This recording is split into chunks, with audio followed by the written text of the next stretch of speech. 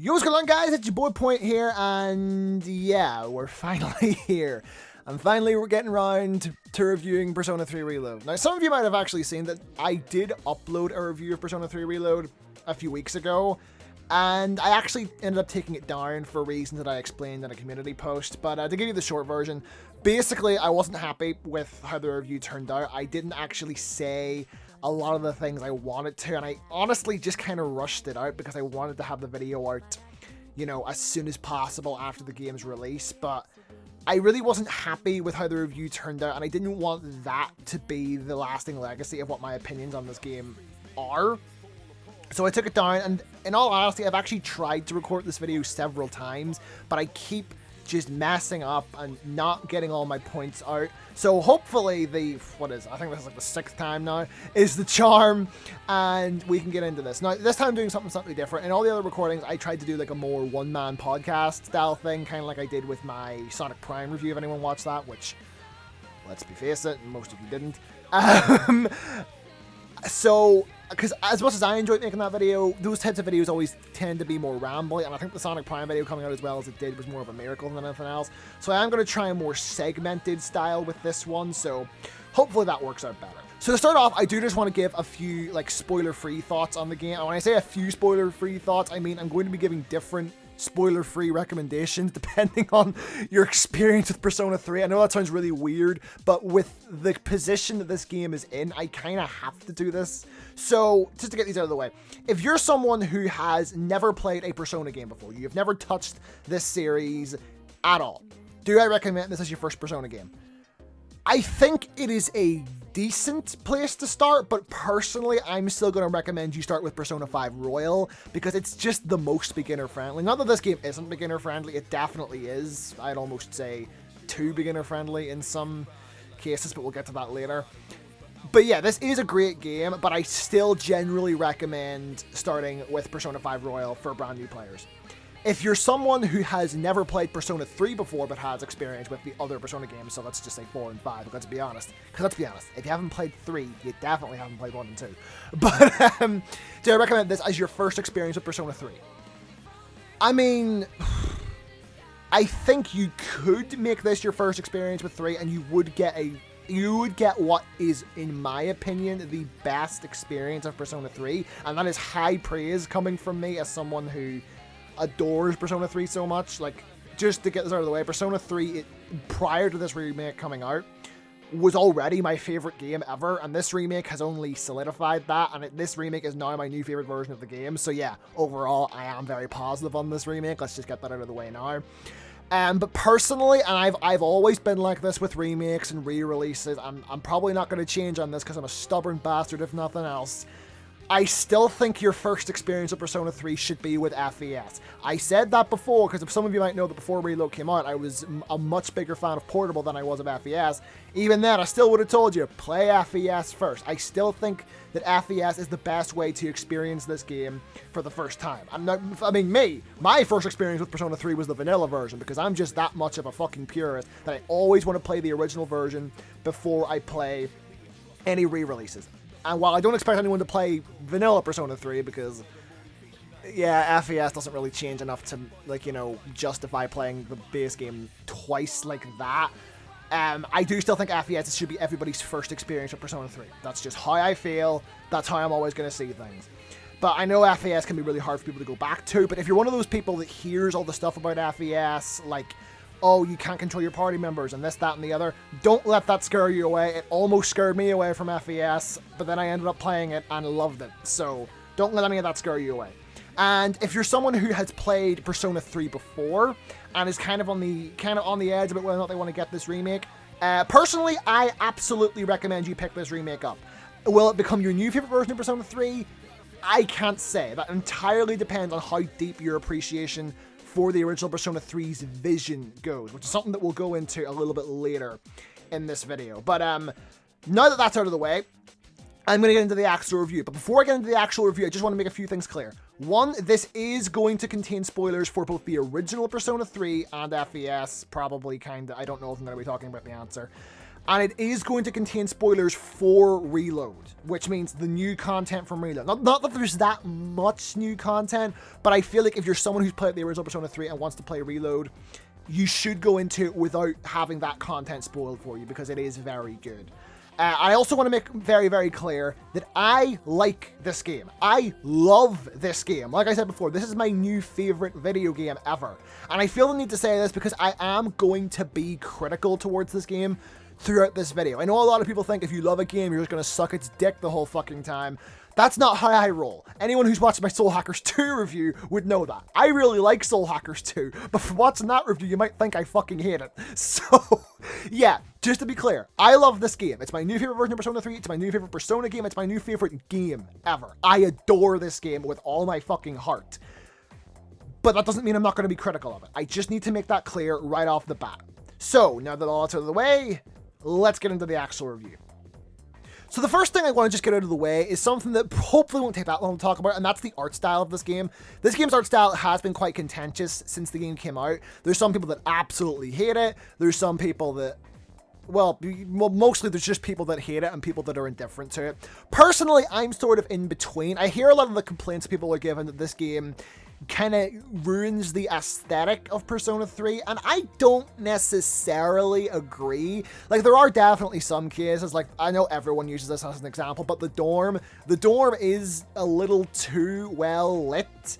Like, I know a lot of people are probably going to scoff at that, but it really is true. I didn't think this until I actually played the game, because once you get to the later parts of the game, once the game gets considerably more depressing, the lighting in the dorm changes, and if I'm honest, I kind of wish the dorm, I don't have any footage of this, I apologize, but I kind of wish the dorm always looked how it does in the later parts of the game, because it honestly just fits the tone of the game better. Like, don't get me wrong, I'm not someone who thinks this ruins any scenes that takes place in the dorm, but it is something that I did notice, especially when you put it side by side with the original Persona 3.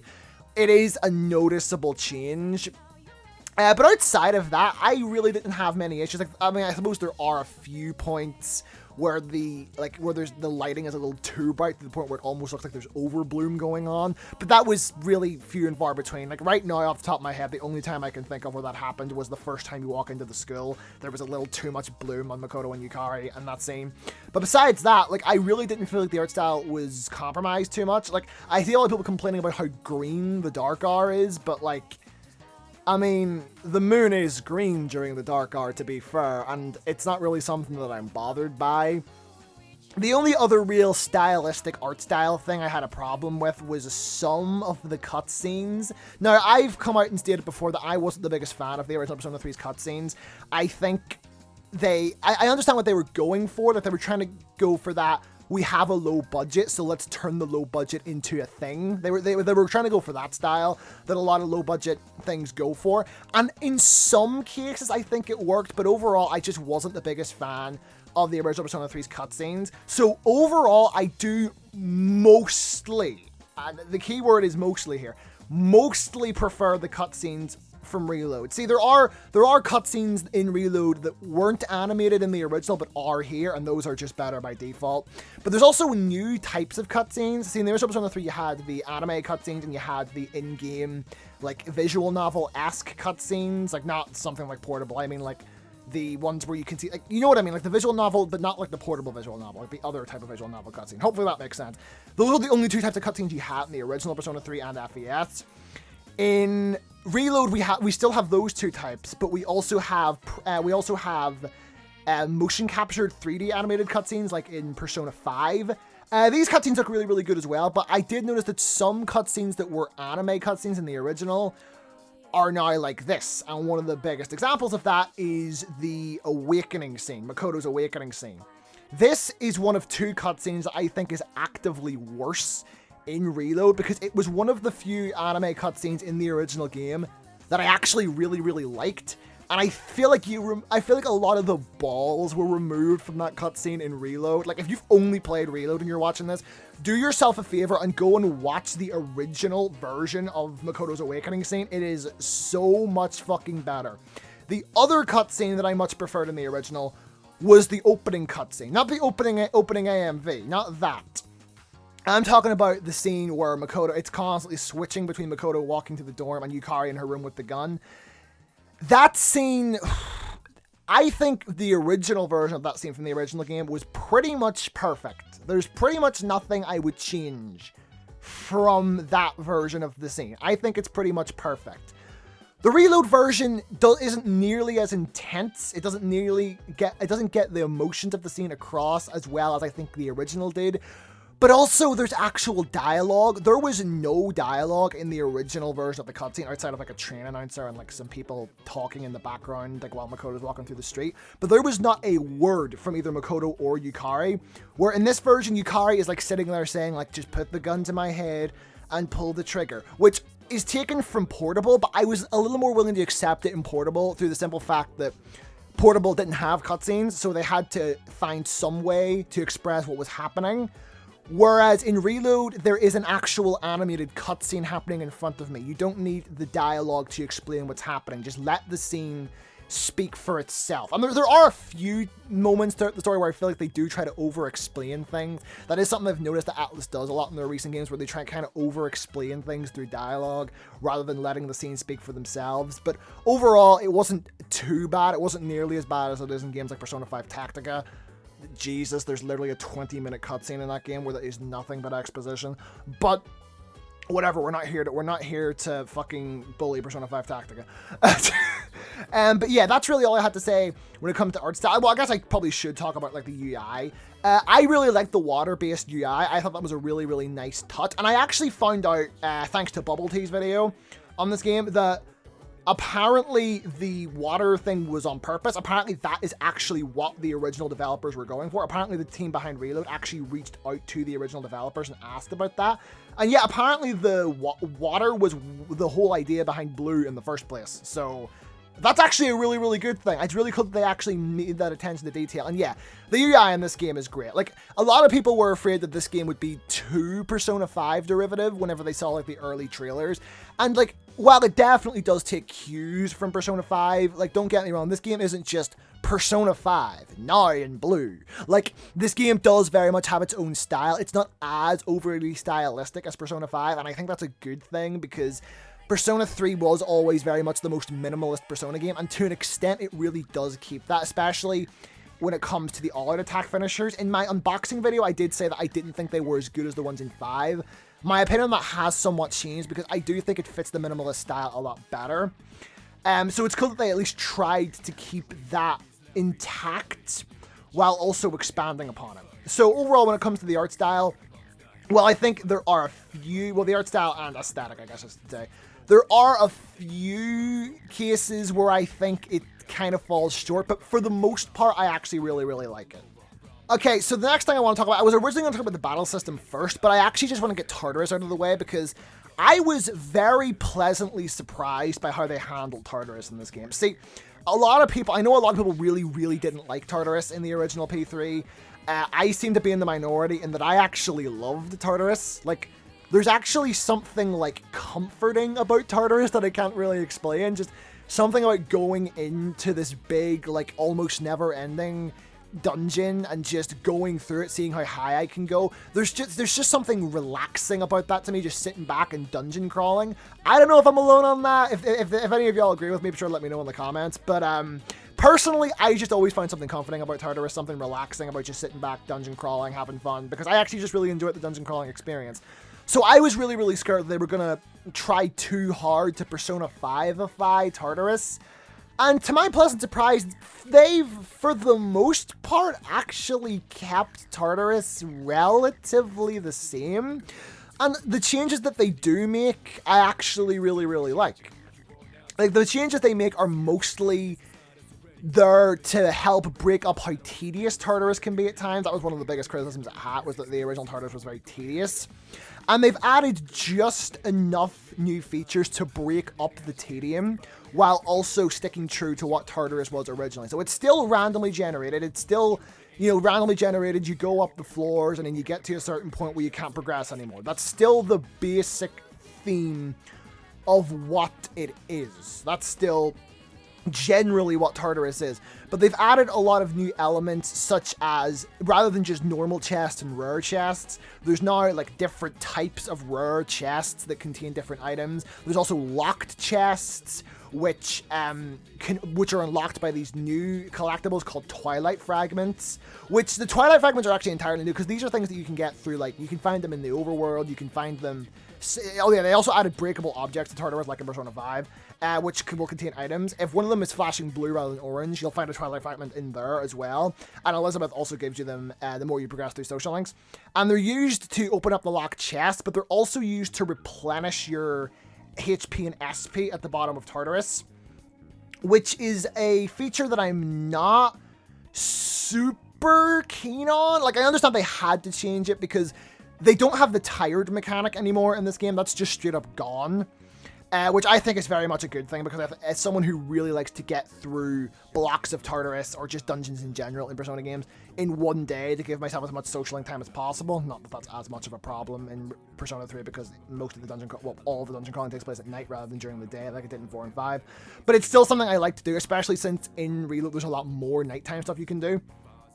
So I think in service of that, getting rid of the tyrant mechanic was a good thing. But because they got rid of the tyrant mechanic, they had to give some way to make dungeon crawling harder to do in one day. So rather than when you go back down to the bottom floor, just instantly regaining your HP and SP like you did in the original Persona 3 and FES, they've opted to go more for the portable method, which worked similar to how it did in Persona 4. In portable, when you went back down, your HP and SP would stay as is, and you could pay money to get your HP and SP back.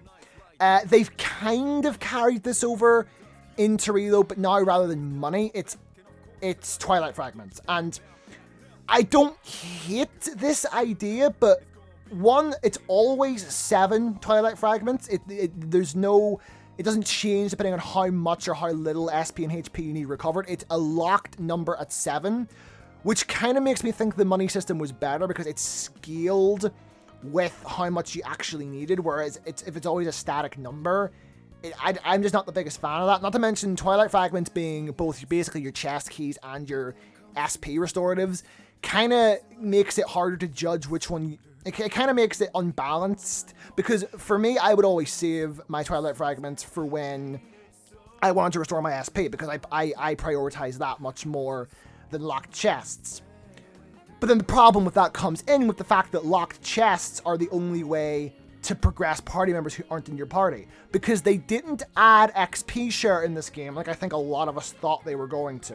Rather than just add XP share, what they've done is they've basically made it so that when you open a locked chest, there's a passage that has a chance to appear at the end of the floor where you can go in and basically give one of your party members a massive XP boost. Well, one of the party members that's not on your team anyway. I do like this mechanic in theory. It does kind of work with how Persona 3 works, with how, the party members don't follow you into Tartarus if you don't have them on your team. But I don't like, one, that it's very RNG based, because they're not guaranteed to show up. And I also don't like that the bad balancing of what you should use Twilight Fragments for, kind of gets in the way of that. So personally, I just played it the same way I always did, because I almost never opened the locked chest. I actually only found out about that when I was, about the clock door that opens. I only actually found out about that when I was going back trying to search for an item. So, that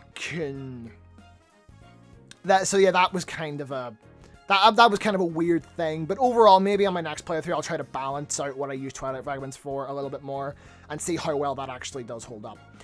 What else I need to talk about when it comes to Tartarus?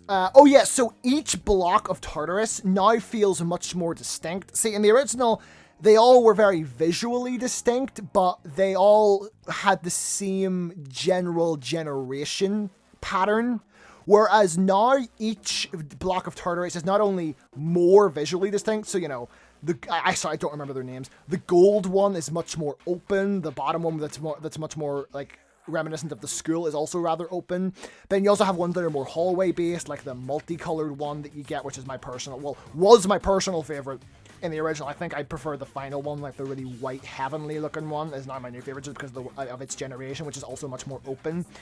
And then the one which I'll probably be showing footage of here, which is the one that you have when you first get, I believe it's the one you have when you first get Aegis, and it's also the one that you're in whenever you get Shinji. That one is also much more like corridor based. So not only do they have their own vibe through their visual looks, but also they generate differently. As some are more open, some are more closed off. And then they also just have different generations patterns. So there's certain rooms that you'll only see in certain blocks. Like they all have their own distinct rooms and hallway patterns that make them feel visually and like dynamically distinct, which I really, really like. It gives each block its own identity, which really helped to break up the game, because it felt like you weren't just going back to the same thing every month. I really, really liked that. And another way they tried to break up Tartarus was by changing how Monad works. So in the original, for those who might not be aware, the way Monad worked in the original was basically, when you got to the top of Tartarus, a mysterious door would appear on the bottom, which basically led to another block of Tartarus that was 10 times harder than anything else. In FES and Portable, they changed it so you had to beat the Reaper first to unlock it, but in the original, you would just unlock it right away. I actually really liked Monad. I liked going in there and just grinding up to like level 90 before the final boss, because I always like to fuse Messiah before the final boss, because it just feels fitting that Makoto has his ultimate persona. I'm autistic, leave me alone. But that's not a thing in Reload. The way Monad works now is that whenever you go onto a floor, there's a chance that a Monad door will appear, which is basically a door that has a really, really powerful shadow in it. And yeah, this was definitely a good call for someone like me that enjoys Monad. It can be a little bit of it can be like a little sad to see that go, but overall I do think this is a much better thing to do, because it breaks up the gameplay of Tartarus, it breaks up the tedium of Tartarus, and it also just gives you something new to do every once in a while. And then once you get to the end of a block, or a section, I should say, because blocks are usually split across 2 months. Once you get to the end of a section of Tartarus, then there'll actually be a thing called a Monad Passage, which is basically multiple of these really strong shadows back to back, and then once you go through it, you'll unlock like costumes and new tarot cards for Shuffle Time, which we'll talk about Shuffle Time in a second. And yeah, I really, really like these. What I really liked about these boss fights was that they actually reminded me a lot of the ones from The Answer, where they were like very puzzle based. Like they don't have that fucking, they always have the evade skill to their weakness bullshit that The Answer had. Don't worry, that fucking bullshit's gone. But like they were more like The Answer fights in that they were very puzzle based, and you really had to work out how to get them, especially in the like later Monad passages. And I really, really enjoyed that. I thought that was a really, really good thing to do. So yeah, overall, I really, really like the way Monad is handled. It's really, really good. So I think that's all I have to say about Tartarus itself. So yeah, onto the battle system. So the battle system, honestly, is a lot more faithful to the original than I was expecting it to be. Like, do not get me wrong, they make changes. But I was honestly just expecting this game to have Persona 5's battle system, and it doesn't. It really doesn't, which I was very pleasantly surprised by. So you obviously still have all the elements from Persona 3, so obviously fire, ice, wind, electricity, and then you have all of the different physical skills, so strike, slash, and pierce.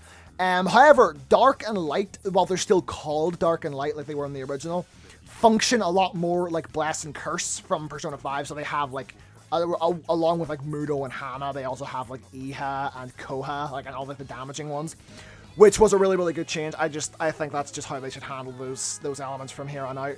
But they didn't add anything, you know, they didn't add like guns, although I guess pierce basically is gun damage. So they didn't add that, they didn't add like, you know, nuclear and psychokinetic, they didn't add any of that, they kept all of that. And honestly, the only real thing that they added from Persona 5 was the baton pass, which is now called Shift. And the reason it's called Shift is because rather than doing like an actual pass, like, you know, like in wrestling, when they tag in their partner, they just simply like look at the other party member and shout to them to follow up, which I think fits what Siege does way, way better. And like, obviously the Phantom Thieves are like very stylistic, where with Siege it's just more of like, it just fits their group dynamic a lot more, which I really, really appreciated. And honestly, I think Shift is much better balanced than Baton Pass was, because in Royal, Baton Pass was fucking busted as hell. Like, because whenever you would do a Baton Pass, the damage would go up, and then as you upgraded it, the HP and SP would start to go up, and it just fucked the balancing of the game up. Whereas in Reload, it's more of just a pass to the next person. The only way they'll get like an HP boost or an SP boost or a damage boost is if they have a specific skill that does that, like a specific passive skill, which I believe the only party member that learns those naturally is Junpei, but you can obviously give it to other party members through like items and shit, like accessories. So overall, those are the main changes to the battle system. Well, no, okay, I don't even know what I'm saying. Overall, they didn't add as many Persona 5 things as I thought they would.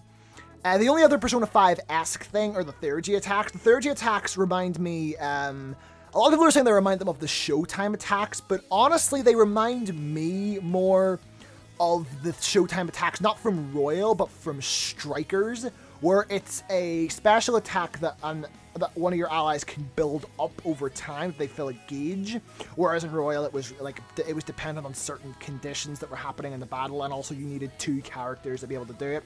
These are still just 1 character base, and it's just a gauge you build up. However, I don't think these are as well balanced as either of the Showtimes. See, I'll give them credit for how they build these things up. The way party members build these up is basically they have to perform specific actions. So Makoto is just summoning personas because he's the protagonist and all that. But Yukari's is based around healing.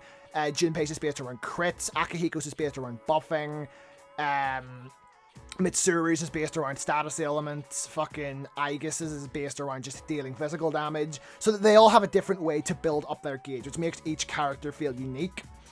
Which I'm fine with that. But my main problem with how the Theurgies work is that they actually have elements, so like they'll deal like electric damage and they'll deal like wind damage, not just like in Persona 5 where like there would be like an electric attack, but it's actually almighty damage. Like these actually deal these damage types.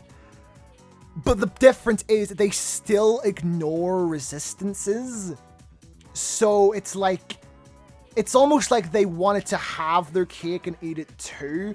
And the problem here is that they ignore resistances, so if something is like immune to electricity and you use an electric-based fucking Theurgy, like Akihiko's ones, it'll still do damage, which sounds fine on paper, but then you get to the point where you can, if say you're fighting an enemy that's weak to electricity and you use Akihiko's Theurgy, then the damage is ridiculous, and I think that's a little bit unbalanced.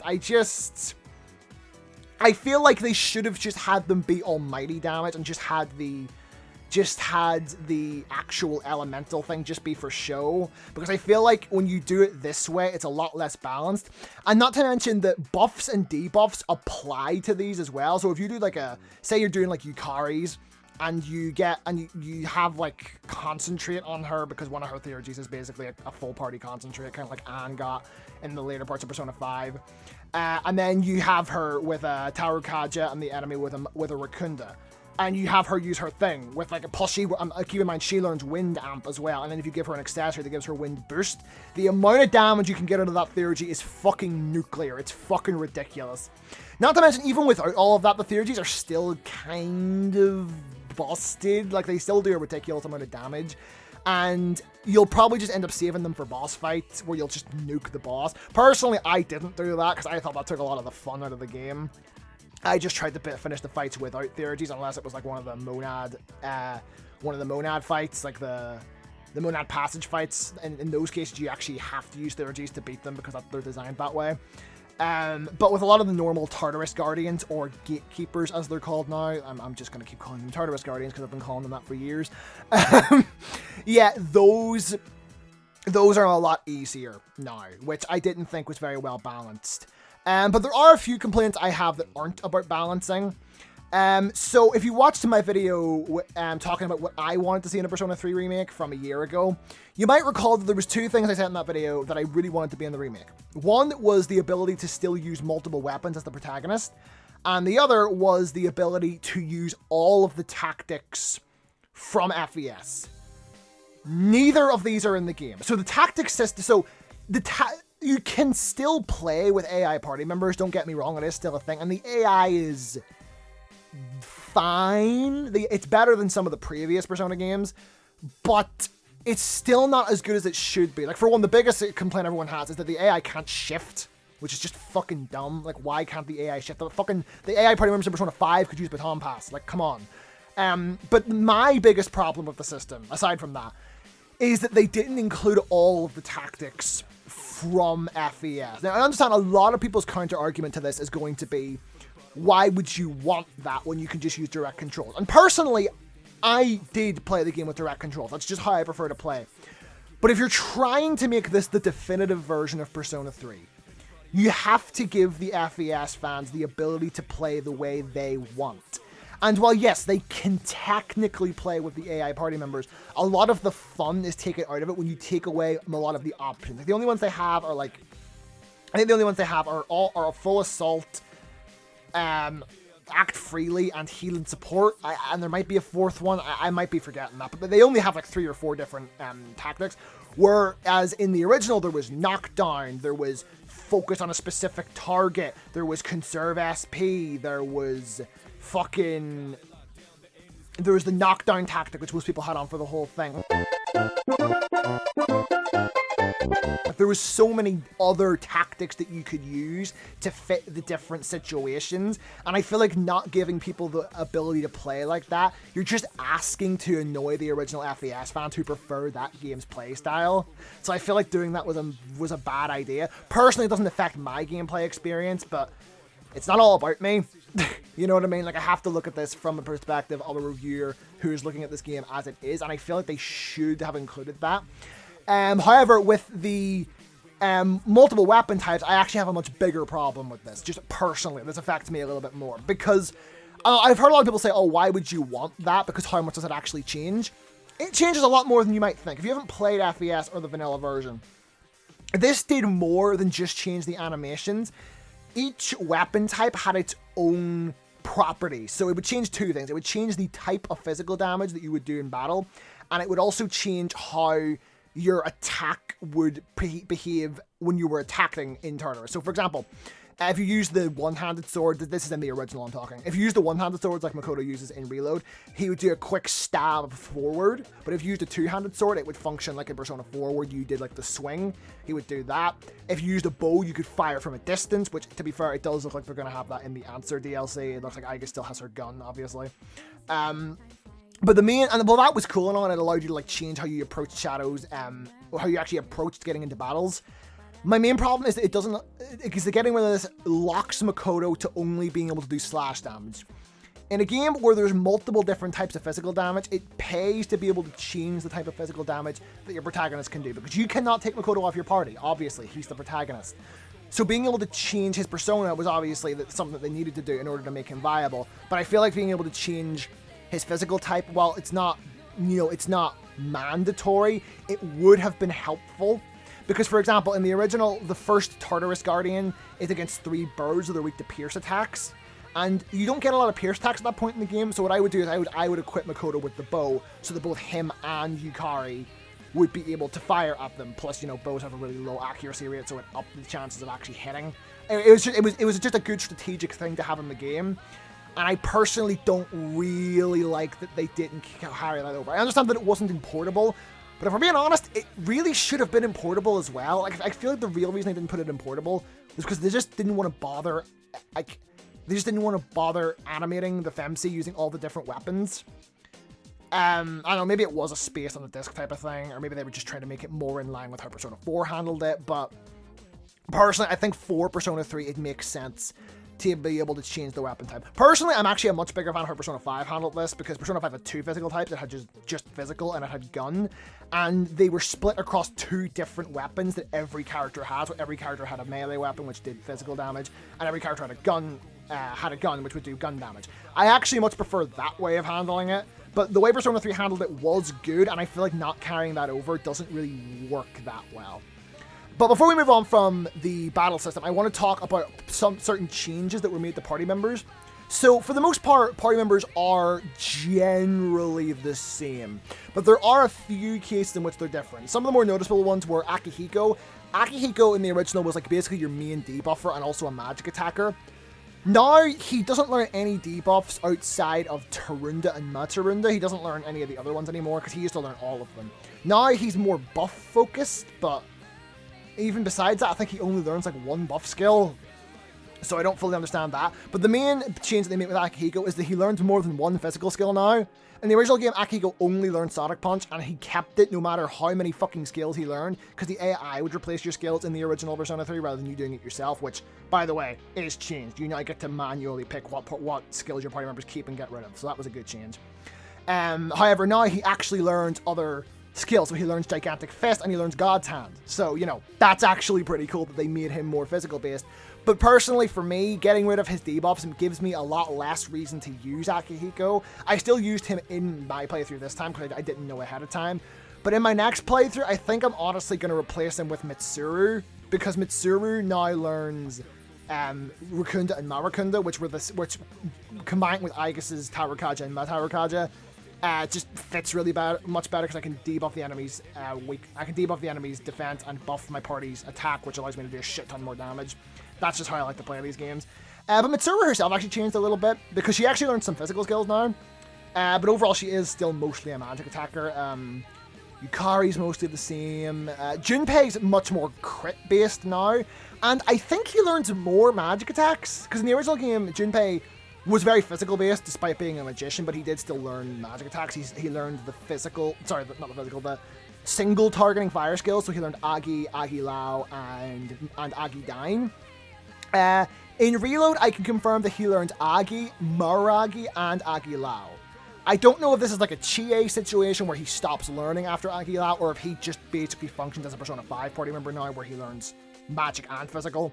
If that's the case, I actually might use him instead of Mitsuru, even if at the risk of the debuff, because that's a really good party member to have. Let me know in the comments if you know what Junpei's full learn set is, because if he does learn all of the fire skills plus the physical skills he already learns, plus his insane crit rate, I'm absolutely using him on my next run. Who else was changed? Oh yeah, so Ken and Koromaru are now much more based around Bless and Curse. I know they're called Light and Dark, but I'm just so used to calling them Bless and Curse because P5 was my first Megaten game. Like, leave me alone. But yeah, so in the original they were sort of Electric and Bless in Ken's case, and Fire and Curse in Koromaru's case. Now they've decided to just make those two much more based on Bless and Curse because they're like actual elements now rather than just being insta-kill elements like they were in the original. And also you already have other party members like Junpei and Akihiko who can cover fire and electricity. So while they still have those skills, they are much more, from what I saw anyway, I didn't actually use them, but from what I saw, they were much more based around those elements. So that was a pretty smart change. And overall, I think the party member that changed the most, weirdly enough, was Fuka. Because Fuka in this game is the best implementation, and I cannot stress this enough, is the best implementation of a navigator in a Persona game. I am not kidding. This is how navigators should work going forward. So, in all the previous games, so that includes the original Persona 3, all the original versions of it, Persona 4 and Persona 5, navigators always had stats and HP and SP, but they never really meant anything. Now, Fuka's SP at the very least actually fucking means something because she has skills that she can use outside of battle which actually cost SP. So she has one that can give you a defense and evasion buff prior to fights if you're going up against a really hard one. She has one that can make it so that no enemies besides the Reaper see you. She has the ones that she had in the original game to just go back down to the bottom floor of Tartarus, which is really useful. She has one that allows you to skip a floor if you've like... Well, hold on. I actually don't even remember how that one works. I think like if you have... Well, you can already... Because if you have the floor map out, you can already skip it. Like, that was something she did in Persona 4 Golden. Okay, I don't remember how that one exactly works, but I do remember there was one where she could, like, skip floors or something. Oh, no, sorry, it wasn't skip floors. She had one where she could map out an entire floor. Which, with the new greed shadows, which basically, what those are, they're basically just rare shadows, but very annoying, and you have to chase after them in this luck-based minigame. Once Fuka learns the map out skill, those guys are no longer a problem. So, in other words, I don't even know why they implemented them, because at the start they're just really annoying, and later on they're just incredibly trivial, so I really don't see the reason why they added this mechanic. But yeah, there's all of that, but the best fucking change they made with Fuka. So I was really curious to see how they would handle weakness discovery in this game, because the way it worked in the original Persona 3 was, even if you hit an enemy with its weakness, it wouldn't be registered. The only way you could get it registered was to ask either Fuka or Mitsuru, depending on what part of the game you're at, to scan it. In this game, they kind of do both. So the way they've done it is, if you hit an enemy with a certain attack, it is registered, like whether it's, weak, strong, resistant, neutral, repel, whatever the fuck, that type of thing. It will be registered. However, Fuka is the only one that can do this. Mitsuru can't do this. you can choose to scan the enemy after you've gone through the first turn of the battle. So you basically have to do the trial and error thing for the first turn, and then if you get impatient, you can ask Fuka to scan the enemy, but at the cost of her SP. Atlus, just do this with all the navigators from now on. She might not be as broken as Risei or as practically useful as Futaba, but I don't care. This is the best fucking implementation of a navigator in a Persona game, bar none. This was, I dare say, perfect. I dare say this was perfect. You've done it. You have nailed this system. You have nailed how to do navigators. Congratulations. Now just don't fuck it up in Persona 6 or I'll throw you into a TV. I don't fucking know. So I'm just realizing that I actually forgot to talk about shuffle time, like I said I would. So to get right into it, shuffle time, it works a lot similar to how it did in Persona 4. Then it resembles that more than it does the Persona 3 version, where basically you actually have to physically select cards rather than it being like a roulette like it was in original Persona 3, where they would kind of shuffle, or the original Persona 4 where they would spin around. You would have to like press it at the right time. Yeah, now you just actually pick the cards. Although this time there's no downside to it, which I don't fully understand. And you also can't cancel out of it if you don't want any of the things, so that's a little bit annoying. But it's not as exploitable as the Persona 4 Golden version, so that's good. Basically, the way it works is you have all the minor arcana, so you have, the wands, which give you more XP, the cups, which restore your HP, although they don't restore your SP like they did in Persona 4. It's just gone back to the way it worked in Persona 3. And you have the daggers, which this time, rather than giving you weapons like they would in the original, they actually give you skill cards like they would in Persona 4, which is actually a lot better. I actually forgot to talk about how skill cards work in this game. Basically, they work pretty much the same way they did in Persona 3, where the only way to fucking duplicate them is to go to the shrine.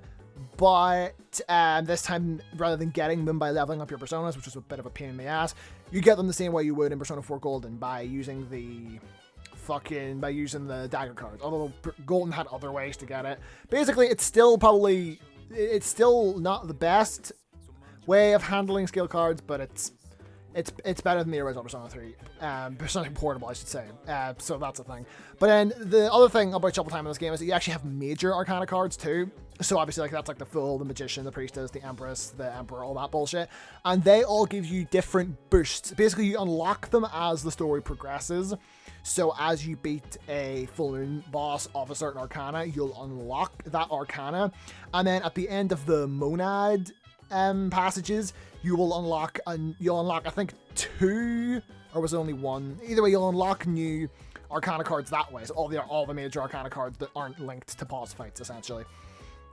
And they all do different things. So for example, Magician cards give you like really rare items. Fool cards give you an XP boost until you leave Tartarus. Priestess cards give you an all-out attack damage boost until you leave Tartarus. The Emperor and Empress both just boost different stats. The Justice and one of the other ones, I forget what the other one that does this is, but there's 2 of them, one of which being the Justice, which actually gives you an extra pick, because usually you can only pick 1 card in shuffle time. The Justice and one of the other ones allows you to pick another one, which means if you get both of them, you can actually pick 3 overall. And then the Judgment, I remember, gives the party member you currently have equipped, who has the lowest XP, a big boost of XP, which is kind of another way of getting around the whole no XP share thing. I still just wish they had to put XP share in the game. Like, it's a video game, doesn't have to make sense, but whatever. But yeah, honestly, I actually really, really like the system. I just wish there was more penalties to it, because even the P4G version had penalties, because, certain cards would do good things, but they would also do a bad thing. Kind of like the items in Team Fortress 2, probably whenever you equip an item, oh, it does this good thing, but you also get this drawback kind of thing. Don't know why Team Fortress 2 is the first thing that comes to my mind. But yeah, that sort of thing. So that's really my only criticism of the shuffle time in this game. I think it's fine. Personally, I still think the original Persona 4 had the best version of shuffle time. I know that's a fucking hot take, but I really liked that game's version of shuffle time. But whatever, this one's fine. There's really nothing wrong with it. So the next thing, obviously, that feels natural to talk about is the social system. So Persona 3's original social system, if we're being completely honest here, it's kind of rough around the edges. It's understandable why it is like that, because it was their first time doing the social system in any game. But thanks to that, there's a lot of mechanics that are kind of bullshit, like the jealousy mechanic. I genuinely don't think there is a person on this planet that likes the jealousy mechanic. For those who don't know, basically the jealousy mechanic was a thing where in the original Persona 3, you had no choice but to date all the girls. Like, you didn't get a platonic option. And basically, once you got to a certain rank in each girl's social link, which was different depending on which girl you were social linking. Social linking, is that a word? I don't. That's a word now. That is now a word that Persona fans are. That is now a word that Persona fans need to use when describing doing a social link with someone. The girl you were social linking. It would be different depending on who it was. And then basically, if you got into the intimate stage with 2 different girls at once, their social link would reverse much quicker. Because they felt like you were cheating on them, even though you're technically not in a relationship with them until the end of the social link. It was bullshit. There was no way around it. And even like, there was even a thing in the original game where if you didn't hang out with the social link for a long time, they would get jealous. And they wouldn't get jealous. They would get mad because, oh, why isn't he hanging out with me? And here's a fun fact: the girls got mad at that quicker than the guys did. So that's a little problematic. But yeah, okay. So they got rid of this in Portable, and they did not bring it back in Reload. Thank God. What other changes did they make? Oh yeah, all the social links are voiced now, which is awesome. I never thought they would do that. I saw a couple people asking for that to be added, but I always thought it was unnecessary. And while I still do kind of think it was unnecessary, it's a welcome change. Not only do all of the voices, all of the characters have voices before, when none of the social link characters who weren't party members did. Like, none of them were voiced originally.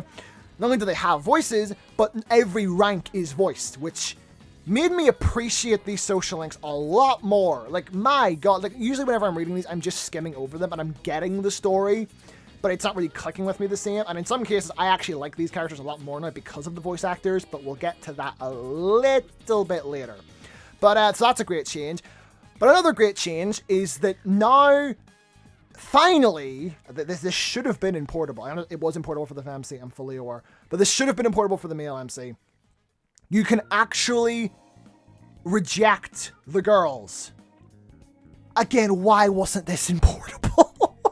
Yeah, you can there are now platonic routes for each of the girls. So me being me, naturally, I went after Aigis. I rejected every other girl in the game. I maxed out every other girl in the game, social link, and I rejected all of them. Which meant I had to see all of the rejection scenes, which, yeah, you know how people like to talk about how certain rejection scenes in Persona are hard to watch, you know? People will bring up Ann and Haru from Persona 5. People will bring up Yukiko from Persona 4. Yeah, all of y'all move out of the way because Yukari just took the crown for the hardest rejection scene to watch. And you know what? Fuck you. I had to sit through this. Now you have to sit through this too. And if you've played the answer, fair warning, this is gonna hurt 10 times more. There's something I want to ask you. Why do you spend so much time with me? It's gotten you into a whole mess of trouble, and honestly, some of the stuff I've said is really not okay. Is it because we're both Persona users? Or are we actually good friends? Or do you, by any chance, have feelings for...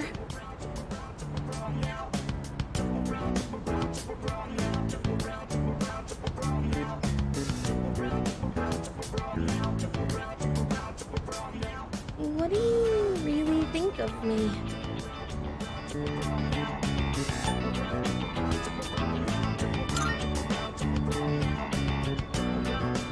Yeah, I thought so. I mean, you're always so nice to everyone. It's not like I'm special. Even so, as a friend, do you like me? I see. I'm glad to hear that.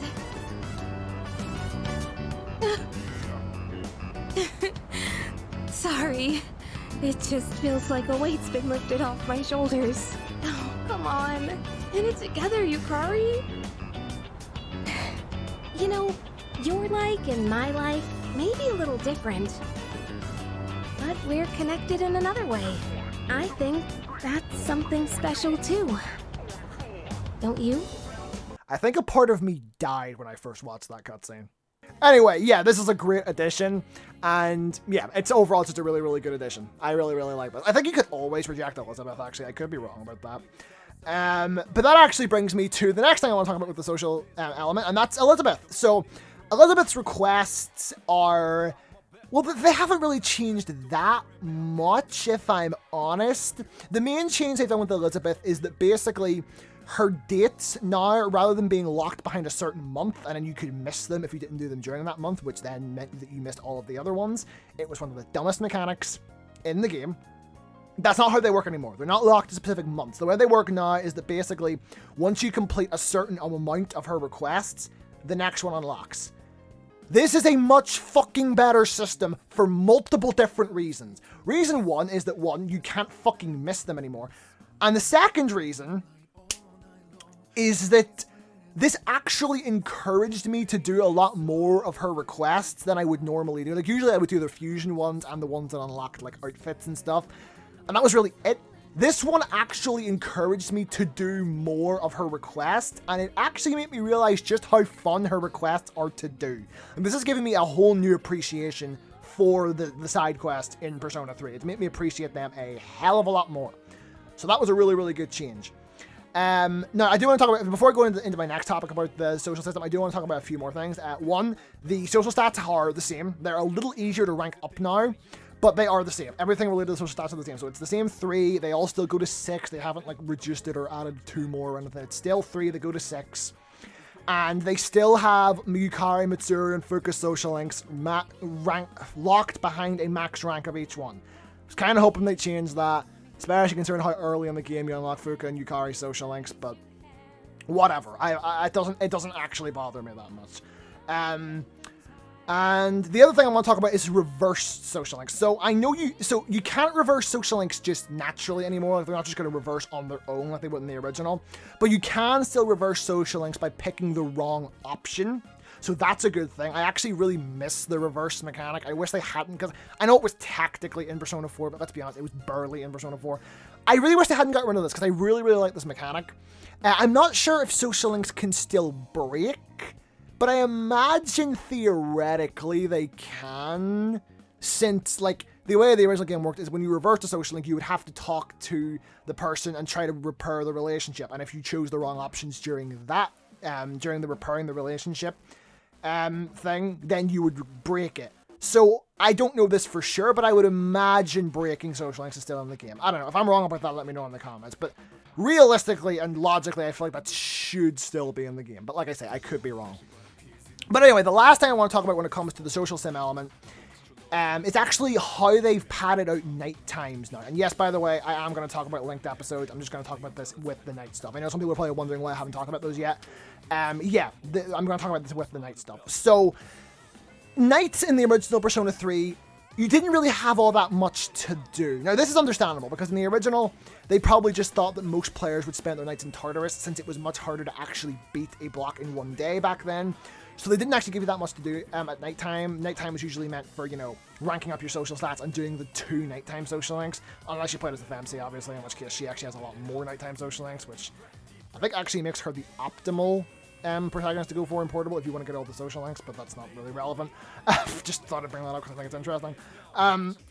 Yeah, so they didn't actually give you that much to do because they expected you to spend most of your time in Tartarus. But the problem was that, like, toward the end of the game, this meant that your night times really started to dry up and you would spend a lot more time sleeping.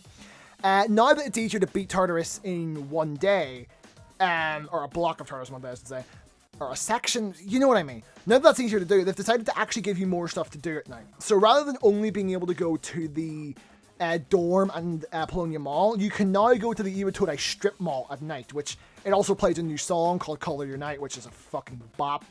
And this is a really, really good change. So you can go to all of the restaurants and stuff at night to, you know, raise your social stats. And at nighttime, they actually have new exclusive meals that are only available at nighttime that give off more. That give more social stat. They give off a bigger social stat boost for more money, which I thought was a great addition. I really, really like that. But the other main thing that they've done for nighttime is 2 months into the game, you get a tour of the dorm from Mitsuru. And once that happens, you can now do things with your party members in the dorm. So basically, there's multiple. I think there's 4 different activities you can do. There's watching DVDs, reading books or manga if it's Junpei, cooking, and tending to plants.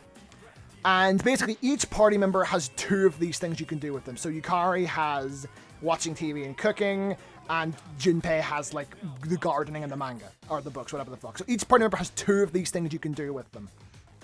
And what these do is that they not only give you social stat boosts, sometimes they'll give you items if you're doing the cooking and planting ones, but they'll also give your party members new abilities, basically. They'll basically give your party members characteristics that are unique to them. So, for example, I think Yukari's like lowers the cost of SP, the SP cost of healing skills. I think Akihiko's gives him like it makes it so that his buffs last longer. I think Shinji's gives him an auto heat riser, stuff like that, which is really, really cool. That's actually really, really sick. So yeah, that's a really, really good change. Plus, it just gives you more things to do at night. Plus, it actually just gives more character to each of the characters. And these are all fully voiced, by the way. Like, there's so much in this game that's voiced that I was not expecting to be voiced. Even like when you take Koromaru out for a walk and bump into another social link, even that shit is fucking voiced. Like, they didn't have to do that, but they did, which is fucking insane. And actually, speaking of Koromaru, he actually has a unique thing that he does at night. So Koromaru has the TV. You can watch like a documentary about wolves with him. And then the other thing, rather than being like the plants or the cooking or whatever, he actually asks you to brush him, which is adorable. I'm just going to say that now. That is fucking adorable. The other thing you can do with Koromaru is you can actually pet him, which actually got onto that fucking can you pet the dog in the video game the Twitter account, which Atlus acknowledged. So that's all good stuff you can do at night. But the other main addition to the social sim, to the social sim aspects of the game, which I'm sure you've been waiting for me to talk about, is the linked episodes. So the linked episodes are basically substitutes for the male party members not having social links. So the characters that are given these are Junpei, Akihiko, Ken, Koromaru, Shinji, and Ryoji, because of fucking course Ryoji gets one. Yeah, these are fantastic. So basically, different ones will be different linked episodes will take place at different times. So Junpei, Ryoji, and Shinji's are all during the day, and Akihiko, Ken, and Koromaru's are all at. Oh wait, no. Sorry, no. Koromaru's is during the day. Sorry, I was thinking of his social link from Portable, which was nighttime. Sorry, yeah, no. Junpei, Shinji, Koromaru, and Ryoji all take place during the day. Although I believe a rank of Ryoji's also takes place during the Kyoto trip, just like his social link did in Portable. And then yeah, Akihiko's and Ken's both take place at night. And yeah, these are really, really good. They give a lot more insight on the characters. Like, you learn about like Akihiko's adoptive parents. You learn about like Junpei's interest in baseball. Koromaru's is pretty standard, honestly. It's just sort of learning about shit, about just stuff. In Ken's, we actually learned the name of his hamster that he's had since the original game. I'm just happy they acknowledged the hamster. That was something I noticed. Apparently his name's Hamburger, which is the fucking greatest name for a hamster I've ever heard in my life. Ryoji's is just Ryoji. I don't know what to say about it. Like, look, I'm not the biggest fan of Ryoji as a character. I just think he's annoying. Probably just because the part of the game that he's in is very slow and transitionary, and I just want to get to the good stuff. So yeah, I don't really give a shit about Ryoji. But oh my god, Shinji's linked episode, it's the best thing in this entire remake. I am not even slightly kidding. Like, this expands upon something in the game that I've wanted to know about for years, and I've always wanted to know more about what Seas was like back when it was just Akihiko, Mitsuru, and Shinji. I've wanted to know about that for years. Literal years. I've wanted to know about this. And they finally expand a bit upon this. So they've always made it clear that Akihiko and Shinji have a really strong bond, but they've never actually gone in depth on how close he was with Mitsuru. And this is absolutely fantastic. So you learn that apparently when it was just the 3 of them, they made a promise that they would all graduate high school together. And Mitsuru really held on to that. And the whole story is that she wants you to try and get Shinji to come back to school so that they can actually fulfill that promise. And I love this. I love this so much. Like, Bubble Tea made the joke in his video, and I genuinely agree with him on this. where is my DLC? Fuck the answer. Where is my DLC for this? Like, if y'all aren't gonna add the FMC, like, use this as an excuse to do a second DLC pass. Use that, like I don't know, Persona 3 The Revision or something like that. I don't fucking know. Just make some excuse to do a DLC of that. Give it to me now. I need this.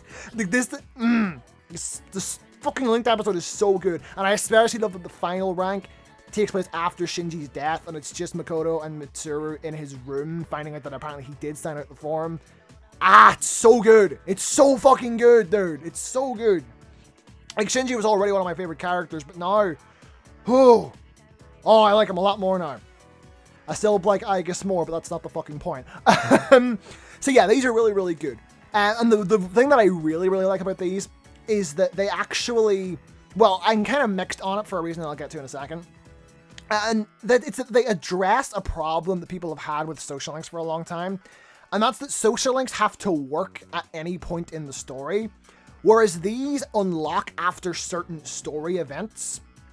So they're actually tied to certain story events, and they can reference certain story events. So for instance, Akihiko's first rank only unlocks after Yukari makes him question his reason for fighting.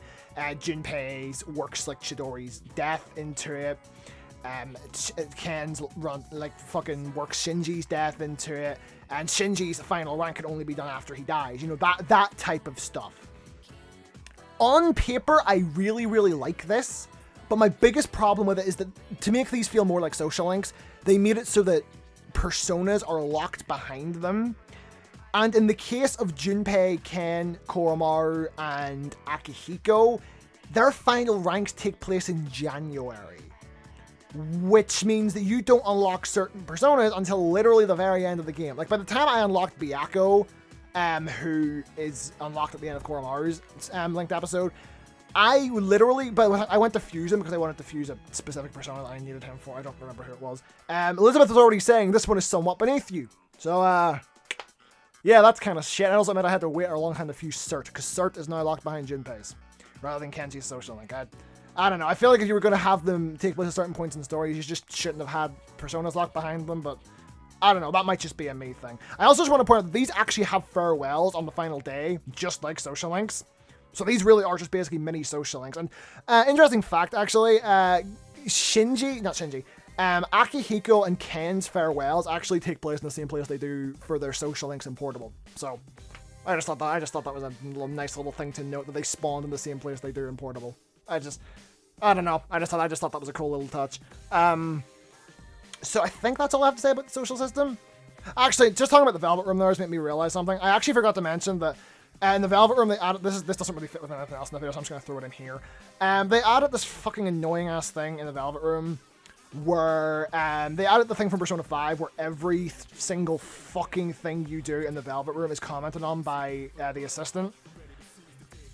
Atlus, why? Why did you add this? I already hated this in Persona 5. I didn't need it in Persona 3 as well. A good thing, though, is that they actually made a new version of the fucking Velvet Room theme. Fucking finally, they've been using the same version since the original Persona 3, so having a new version was, you know, pretty cool overall. I gotta say, I appreciated that.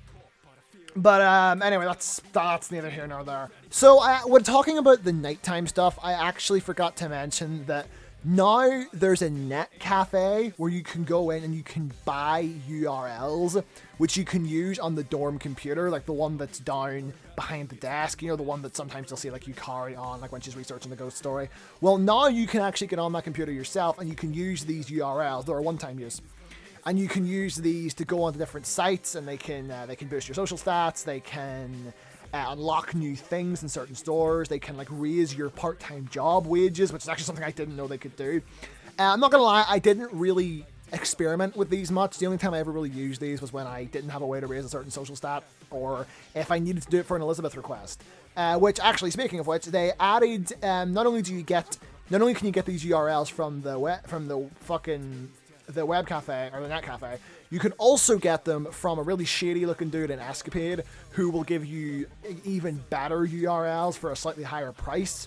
And honestly, in my next playthrough, I'm probably going to mess around with these a little bit more, because from what I hear, apparently these can significantly help with the social sim aspects. And also, apparently there's one that increases your running speed, because you can dash in this game like in Persona 5. I forgot to mention that earlier. But yeah, you can dash in this game like in Persona 5. And apparently there's one that increases your dash speed, which is, you know, pretty useful. So yeah, I didn't really mess with this mechanic that much, but from what I hear, it is actually really useful. So yeah, just thought I should mention that. So the next two things I want to talk about are going to be things that people were kind of mixed on when this was announced, and that's the music and voice actors. Let's start off with the voice actors, shall we? So the voice actors changing was one of the more confusing things that was announced before this game came out. Like, at this point, some of these voice actors have been voicing these characters for so long that the idea of having anyone voice these characters that wasn't them was a little jarring. Like, some of the voice actors had been changed over the years, more specifically Fuka, so I think we were expecting at least some of them to be different. Ken's actually another example I just thought of. But the idea of changing the entire voice cast was a little scary to some people, and it was to me initially too, but anyone who's watched like my videos on the news of this game, like leading up to its release, you'll remember that I said I didn't think it was fair to judge these voice actors simply for not being someone else. And that's something that I very much stand by. So I was very much going into this with the mindset of, let's give these voice actors a chance. And from the trailers, I already liked what I heard from pretty much all of them. And after playing through the game, I can say with confidence that this cast is fantastic. This cast is brilliant. And right now I'm just going to go through all of the party members, voice actors, and just talk about how I think they do in comparison to the originals. I'll bring up a few Social Link voice actors. There's a few I want to specifically talk about of non-party member characters that I think deserve a specific mention because I think they did such a good job. But for now, we're just going to focus on the party members. So starting off with Makoto, who was originally voiced by Yuri Lowenthal and is now voiced by Alex Lee.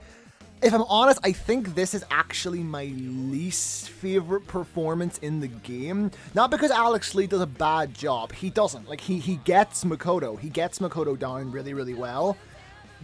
But here's the thing. I just think Yuri got him down better. Like, that's just as simple as that. Like, and then, by the way, just to be clear, when I say Yuri Lowenthal's voice here, I'm less so talking about the voice that Yuri gave him in the actual original Persona 3, because that voice was kind of not fitting at all. I'm more so talking about the voice that he gave him in Dancing, Q, and the Persona 5 DLC. I'm talking about that voice. I know if we're comparing like this to the original, if we're comparing this to the original performance, this is like Alex's performance is 10 times better. But if we're comparing this to what the performance could have been if they brought the original cast back, I do think Yuri Lowenthal might have done a slightly better job. And I think that's just because I'm just so married to Yuri's fucking interpretation of Makoto at this point that I just cannot hear any other voice coming out of him without thinking it sounds slightly weird. But like I said, that is no discredit to Alex Lee. His performance is really, really good. He gets Makoto, and dude, as much as I don't really like the new version of the Awakening scene, that scream he lets out is so fucking good. It is so fucking good. So yeah, he's good. He's very, very good. And I'd also like to mention that I think it's hilarious that Makoto and Zenitsu now share a voice actor. That's slightly hilarious to me because those two characters could not be more different if they tried. But anyway, enough of that. Moving on, the next one I want to talk about is Yukari, who was originally voiced by Michelle Ruff and is now voiced by Heather Gonzalez. Now, this was one of the ones that scared me the most. If you've watched my video where I talked about this for the first time, you'll know that I hold Michelle Ruff's Yukari in a very high regard. I thought her performance was absolutely fantastic. But after that video was put out, I actually had something pointed out to me about Yukari that I never thought about before. And that's that Yukari in the English version of the game, this is the original Persona 3, keep in mind, was always kind of, like, Yukari kind of had a reputation within the Western fan base for being kind of annoying. Like, the whole, oh, Yukari's a bitch joke went around for literal years, and from what I understand, and from what I've even experienced from like watching the Persona 3 movies and stuff, that was never really a thing. Like, Yukari had a lot of sass to her in the original Persona 3. Like, she was very She was just like very aggro, quick to anger, and she always just seemed annoyed at things. Where, if you've ever listened to the Japanese voice for Yukari, that was never the case. I feel like they specifically in the English dub tried to make Yukari sound more, like, more sassy and more angry. You know what I mean? I feel like it was, I don't know why, I just get the vibe that they tried that, whereas that was never really a thing in the Japanese version. So once I heard that, I was a little more accepting of the idea of a new voice for Yukari.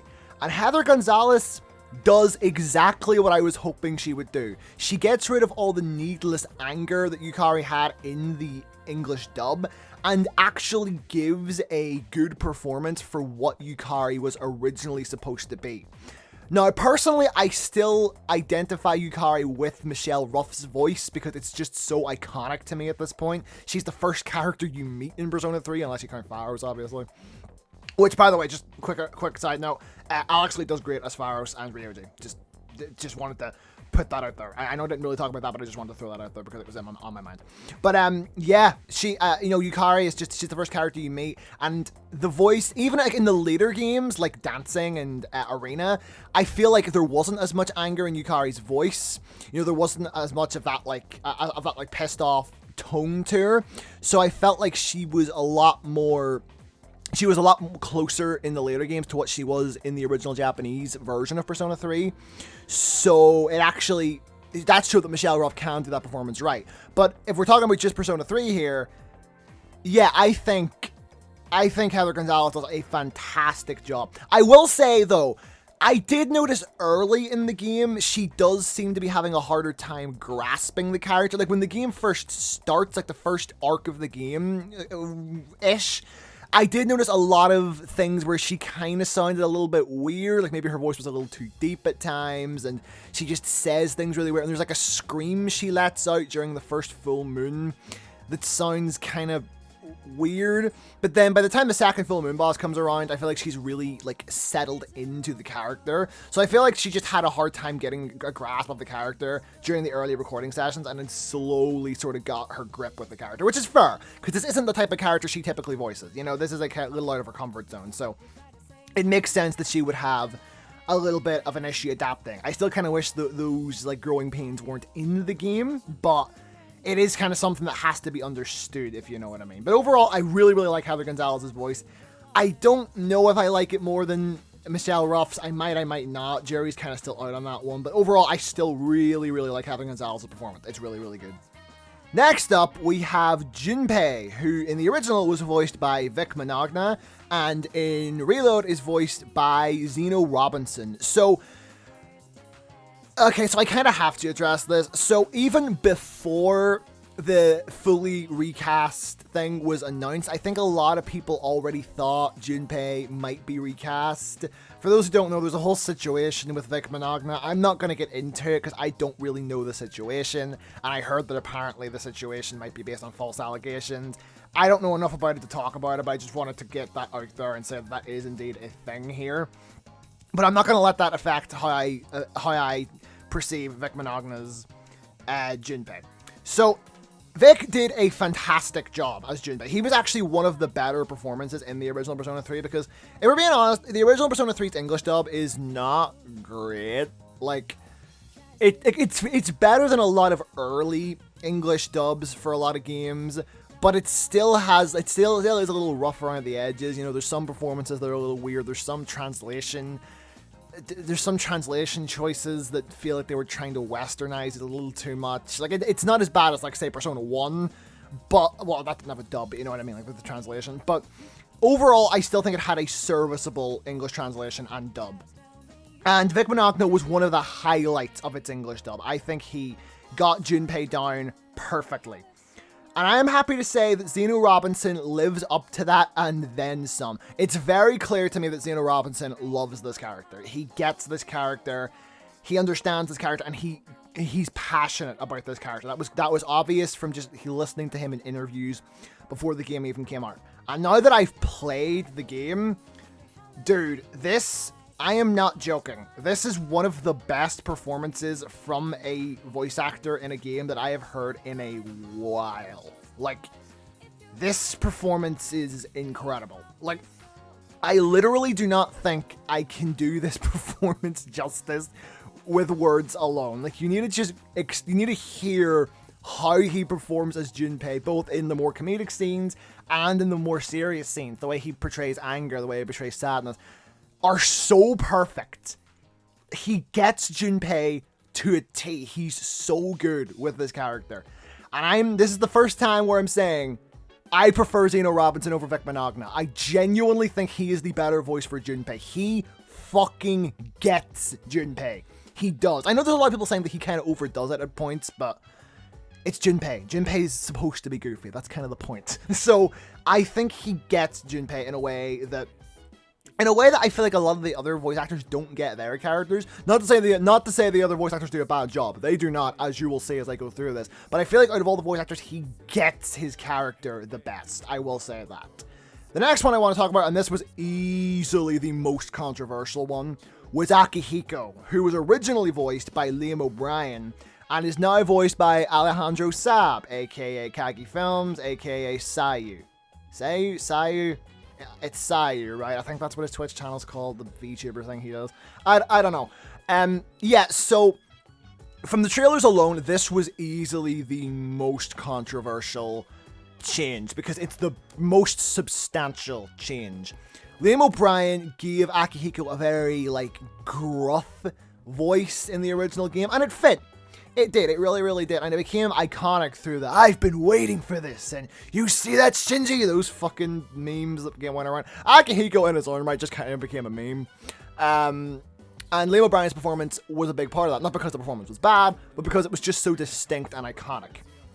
So when Alejandro Saab's performance was first shown off, and he gave him a very, very different voice, a lot of people weren't really into it at first. And even I at first was kind of like, oh, that's a bit different. I never thought it was bad per se, but I always knew it was going to take some adjusting. But now that I've played through the entirety of Reload, I have to say, I think Alejandro might actually be my new favorite Akihiko voice. I guess, like I say, no disrespect to Liam O'Brien. And anytime I say I prefer one of the new voices, it is no disrespect to the original voice. Not at all. But oh my god, dude. This is almost kind of similar to the Zeno Robinson situation. I don't think this performance is as good as that, personally. Not to say it's bad, but I don't think it's quite as good as Zeno's performance as Junpei. But in the more emotional scenes Akihiko was in, so particularly around October, I think Alejandro nails everything. I think this performance is absolutely fantastic. I think performance-wise, this is one of the best in the game. So yeah, hot take, but I actually prefer this over the original Akihiko voice. Okay, so the next one's a little complicated to talk about. The next one is Fuka, who... Fuka's a weird situation, because Fuka, unlike all the other voice actors, has actually had 3 voice actors. She's had 3 voice actors overall throughout, different games. And on top of that, we don't actually know who Fuka's original voice actor was. Now, there's a lot of people online that seem to think it's Paula Tiso. I do have that written down in my notes. I just have, Paula Tiso ? In my notes. I'm not even kidding. But from general consensus I can come up with is that people do seem to generally accept it probably wasn't Paula Tiso. So I'm just going to be going under the pretense that we have no idea who Fuka's original voice actor was. So Fuka was the one voice where I think people were actually okay with the replacement, because people fucking hated Fuka's voice and performance in the original game. And to be honest with you, I never hated Fuka's voice as much as other people did. The performance definitely wasn't as good as some of the others in the game, I won't lie.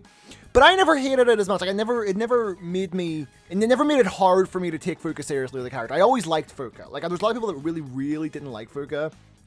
I always did, and the performance never really held her back as a character for me. But even I can admit that her second voice actor, who voiced her in Arena Q, Arena Ultimax, and Dancing, Wendy Lee, was by far the better voice out of the older voice actors, out of her original voice actors pre-Reload. I think the voice she gave Fuka was perfect. I love it. I think the voice she gave Fuka was brilliant, and I think her performance in Dancing, especially, really just, it was great. It was a great performance. However, they didn't bring Wendy Lee back for Reload. They decided to recast Fuka yet again, this time being voiced by Susie Young. And I already kind of hinted towards this in my unboxing video for Reload, for the Aigis edition, I mean. I love Susie Young's performances as Fuka. It's absolutely fantastic. Literally, the only thing about her performance that I kind of felt was a little off-putting was that sometimes I think she sounds a little too much like Haru from Persona 5. That I have no idea if that's just me, that could just be a me thing, hearing a super high-pitched voice and thinking immediately Haru. But there was a few times where I was like, Fuka, you kind of sound like Haru there. But that's probably just a me thing, I'll admit. But yeah, ignoring that, yeah, Susie Young, once again, absolutely my new favorite voice for this character. Granted, like I say, compared to the original voice for Fuka, I don't really think there was any chance that she'd be worse, like, even as someone who likes the original Fuka voice. But even, like, saying that she's better than Wendy Lee, I think, is, like, high praise, because, like, that performance was really, really good. And yeah, I don't really have that much to say in this case. Like, I feel like I don't really have to justify why I like the new Fuka performance as much. Why I like the new Fuka performance more. I really don't think I have to justify that as much as I do with a lot of the other ones. I feel like people will just get that more so. So yeah, I prefer Susie Young over the previous Fuka voices. Moving on. The next one up is Mitsuru, who was originally voiced by Tara Platt and is now voiced by Allegra Clark. So this was one of the ones that I think this and Xeno for Junpei, I think were the two that people really weren't worried about. Because from the trailers, it was very clear that Allegra Clark got Mitsuru. It was very clear from the start. And to be honest with you, like, Tara Platt in the original game did a good job with Mitsuru, but I think she suffered more so from, like, that early 2000s weirdly directed dub syndrome. Like, there was a lot of lines from her that would sound weirdly, like, stiff, and, like, they would be said really weirdly. And I think because of that alone, I have to say I think Allegra Clark's performance is better. They're actually not all that different. Like, there was actually a few times when I forgot Mitsuru was being voiced by a different person. I'm not even gonna lie. But yeah, I think simply just because of how weird some of the, like, phrasing and stuff, which might not even have been the direction, because I've noticed that Tara Platt also does that with Mitsuru in a lot of the spin-offs, so I don't really know. Just she always seemed very stiff and almost kind of robotic. I say almost because I don't think it really goes that far. But yeah, overall, I think Allegra Clark's performance was just a lot more natural, and I think it just felt a lot better. It felt more natural to me, and I think because of that, I do prefer her Mitsuru overall. Plus, it probably helps that she actually speaks French. You know, that probably helps.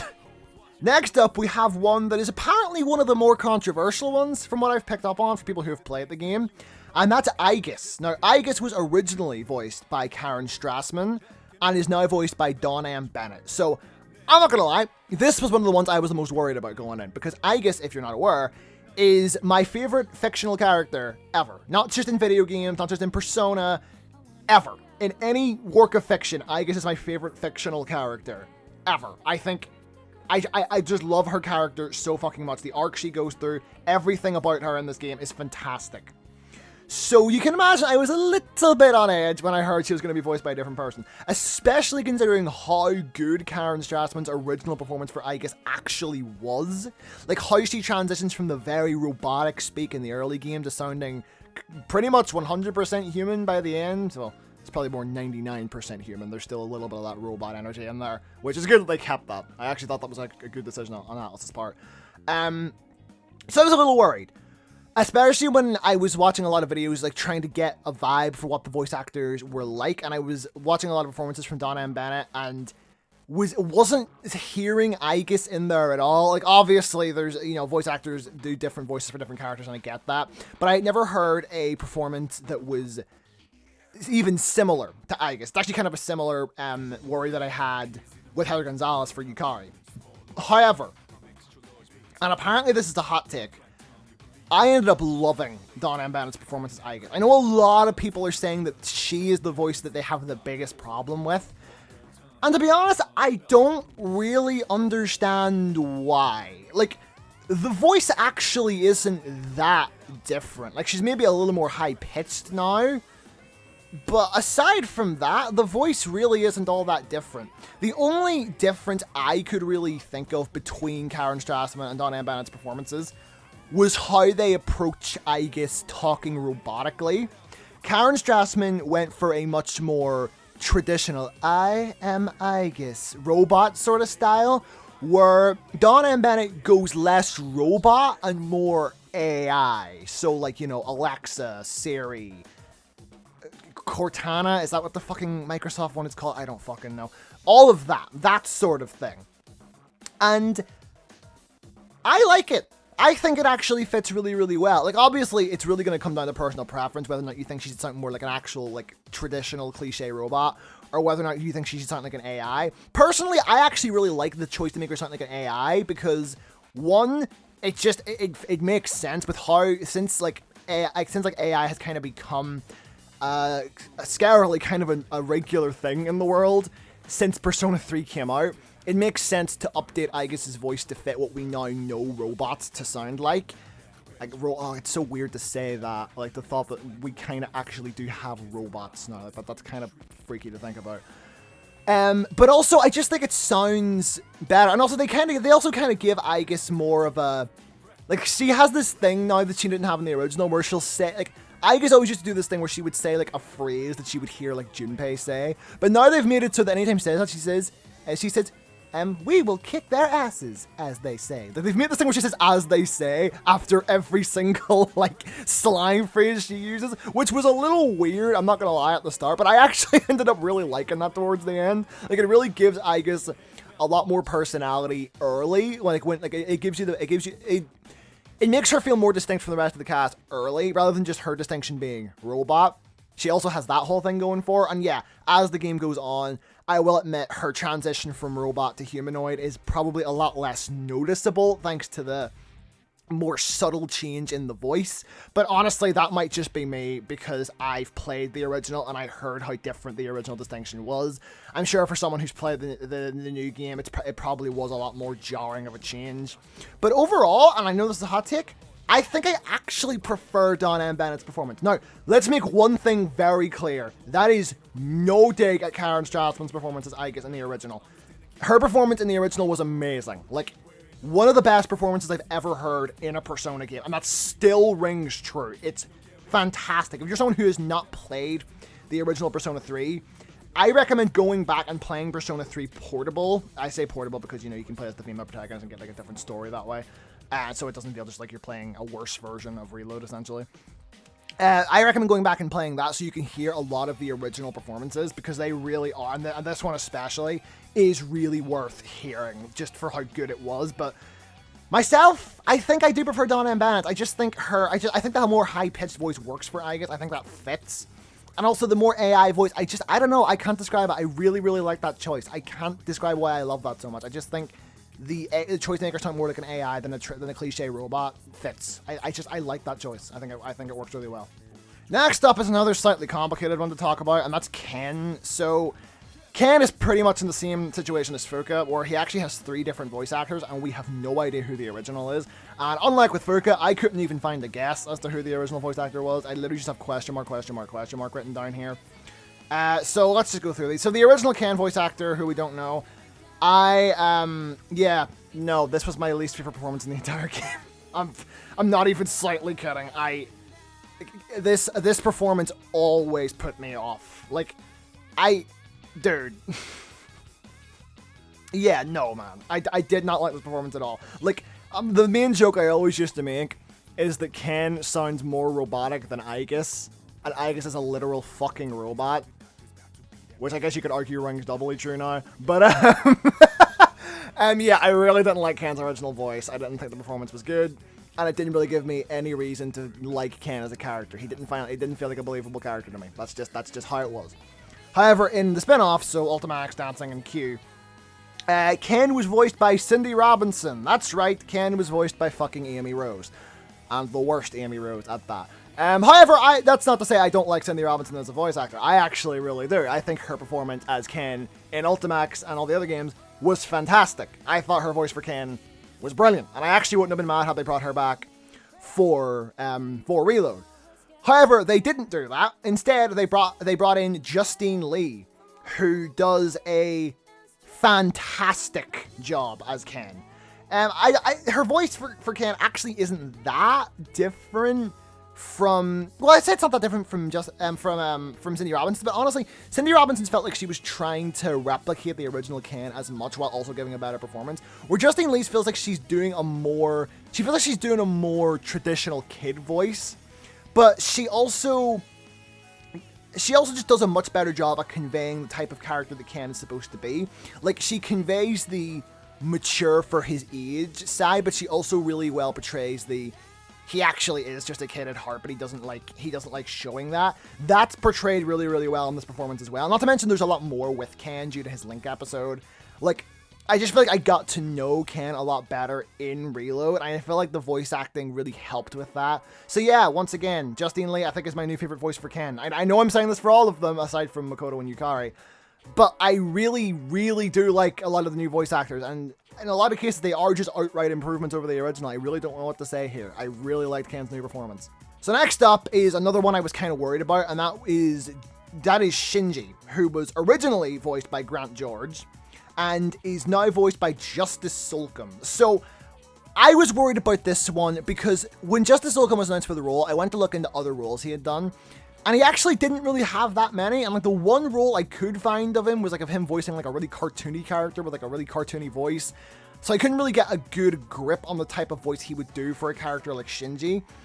And now that I've heard what Shinji's voice does sound like, I can say that it is very different. Like, this is easily, with the exception of Akihiko, this is easily the voice that's changed the most. But I still really, really like this performance. Although I will say this is more of like a Yukari situation where it's like, I don't know if I like the new voice actor more than the original. Like, there's most of them I do prefer the new one. Then there's Makoto where I just straight up prefer the old one.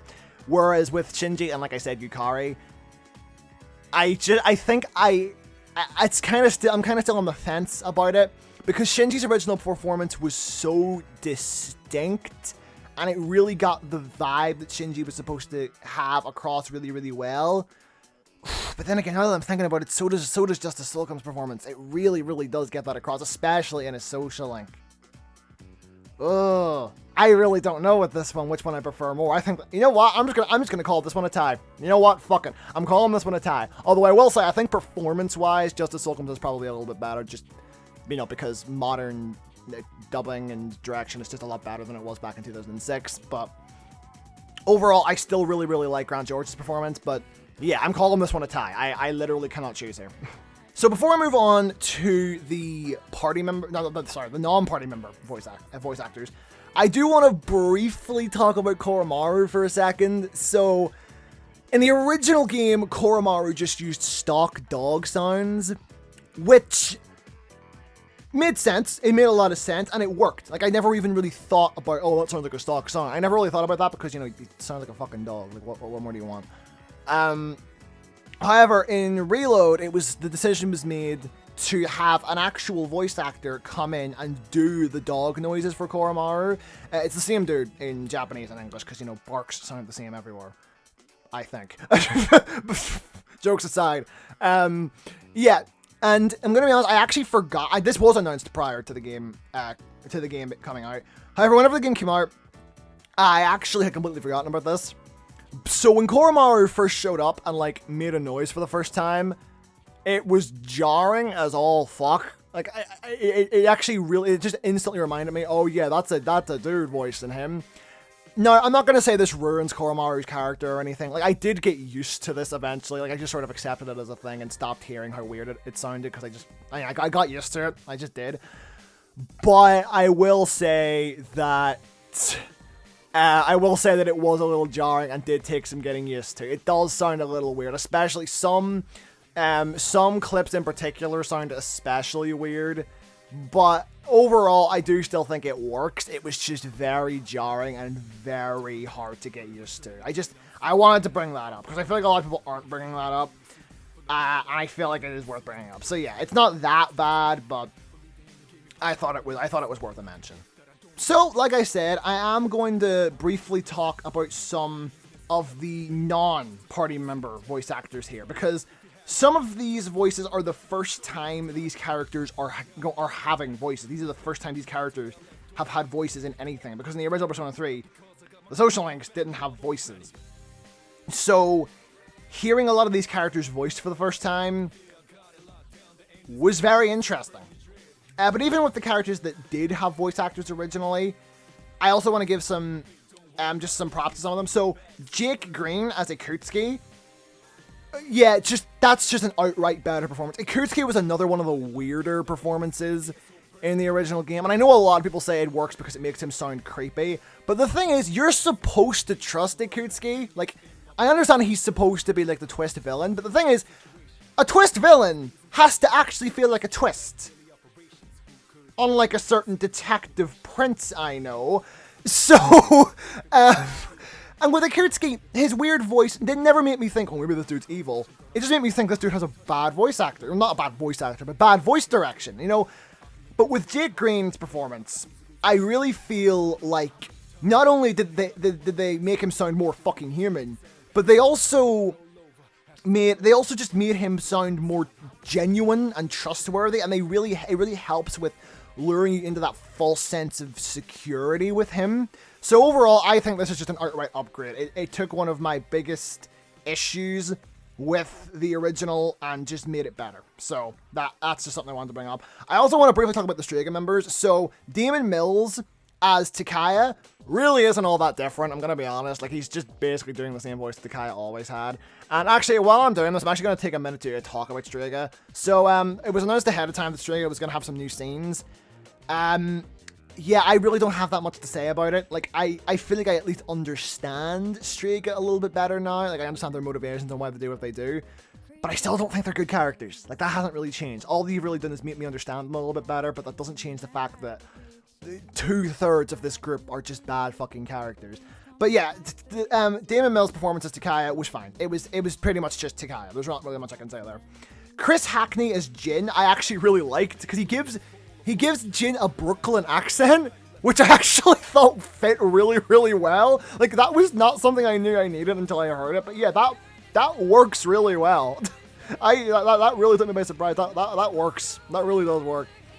Like, it is a subtle change, but like, once you notice it, like, you start to notice how well it actually works. And of course, I need to talk about Chidori, who is voiced by, oh, I'm gonna fuck this up, Merritt Leighton? Am I saying that right? I'm sorry if I'm butchering that. Yeah, so Chidori was one of the voices in the original game that I was kind of mixed on, because she had such a strange voice, but that's kind of the thing. Chidori's supposed to be weird. Like, this is kind of the point. Chidori's meant to be weird. So it kind of worked, and like, once you save Chidori in the original game, she actually starts talking like normal, so it's implied that like working with Strega and all the experiments are what made her that way. So on one hand, I do think her original performance is weird and kind of off-putting, but on the other hand, I feel like it was kind of on purpose. With new performance that Merritt Leighton does, it is a very good performance, but it's very different. Like, she's a lot less strange and more just emo girl, and no, not the awful Machine Gun Kelly song. She's just like an emo girl. Like, it's honestly the kind of voice I would imagine Marie to have in a Persona 4 remake, if I'm honest. However, she does still have that always has the same tone, always sounding monotone thing. So they did clearly try to still give off that weird vibe, and I think they get it across successfully without making her sound like they get it across successfully without making her sound too weird, like she did in the original. Honestly, my only problem with Chidori is that now when you save her, she doesn't go back to speaking normally. She still talks all weird and stuff. That's honestly probably my biggest problem with Chidori in this game and her performance, is that they didn't carry over the once she's no longer a part of Strega and doesn't have memories of the Dark Hour, she now speaks normal thing. You know, they didn't carry that over, and I thought that was a little weird. But yeah, overall, I thought the performance was really good. Although I probably should mention that, Chidori being saved is different in Reload. So the way Chidori being saved works now is basically, rather than having to tell Junpei to go to the hospital and visit her, saving Chidori is tied behind Junpei's Link episode, which I could see annoying a lot of people because a lot of people don't like the fact that you can save Chidori and they like to just ignore it, where obviously now if you want to do Junpei's Link episode, you have no choice. But in all honesty, I as much as I kind of hate to say this, it's pretty clear that saving Chidori is canonically what happens. Like, that's made kind of clear in the arena games that Chidori does canonically live, which is something that I'm not the biggest fan of, if I'm honest, but that has kind of been the established canon for the past 10 fucking years. It is 10 years, right? Arena Ultimax came out in 2014, right? I'm pretty sure that's right. I'm pretty sure that's correct. But yeah, so while I do think it is, while I do understand why people get mad at it, I do think it's a cool, like, way to link it in with Junpei more specifically, rather than just, hey, go and see you got the girlfriend thing. I feel like tying it in with his linked episode actually really, really works. Although I do know it will annoy some people. So I just wanted to bring that up.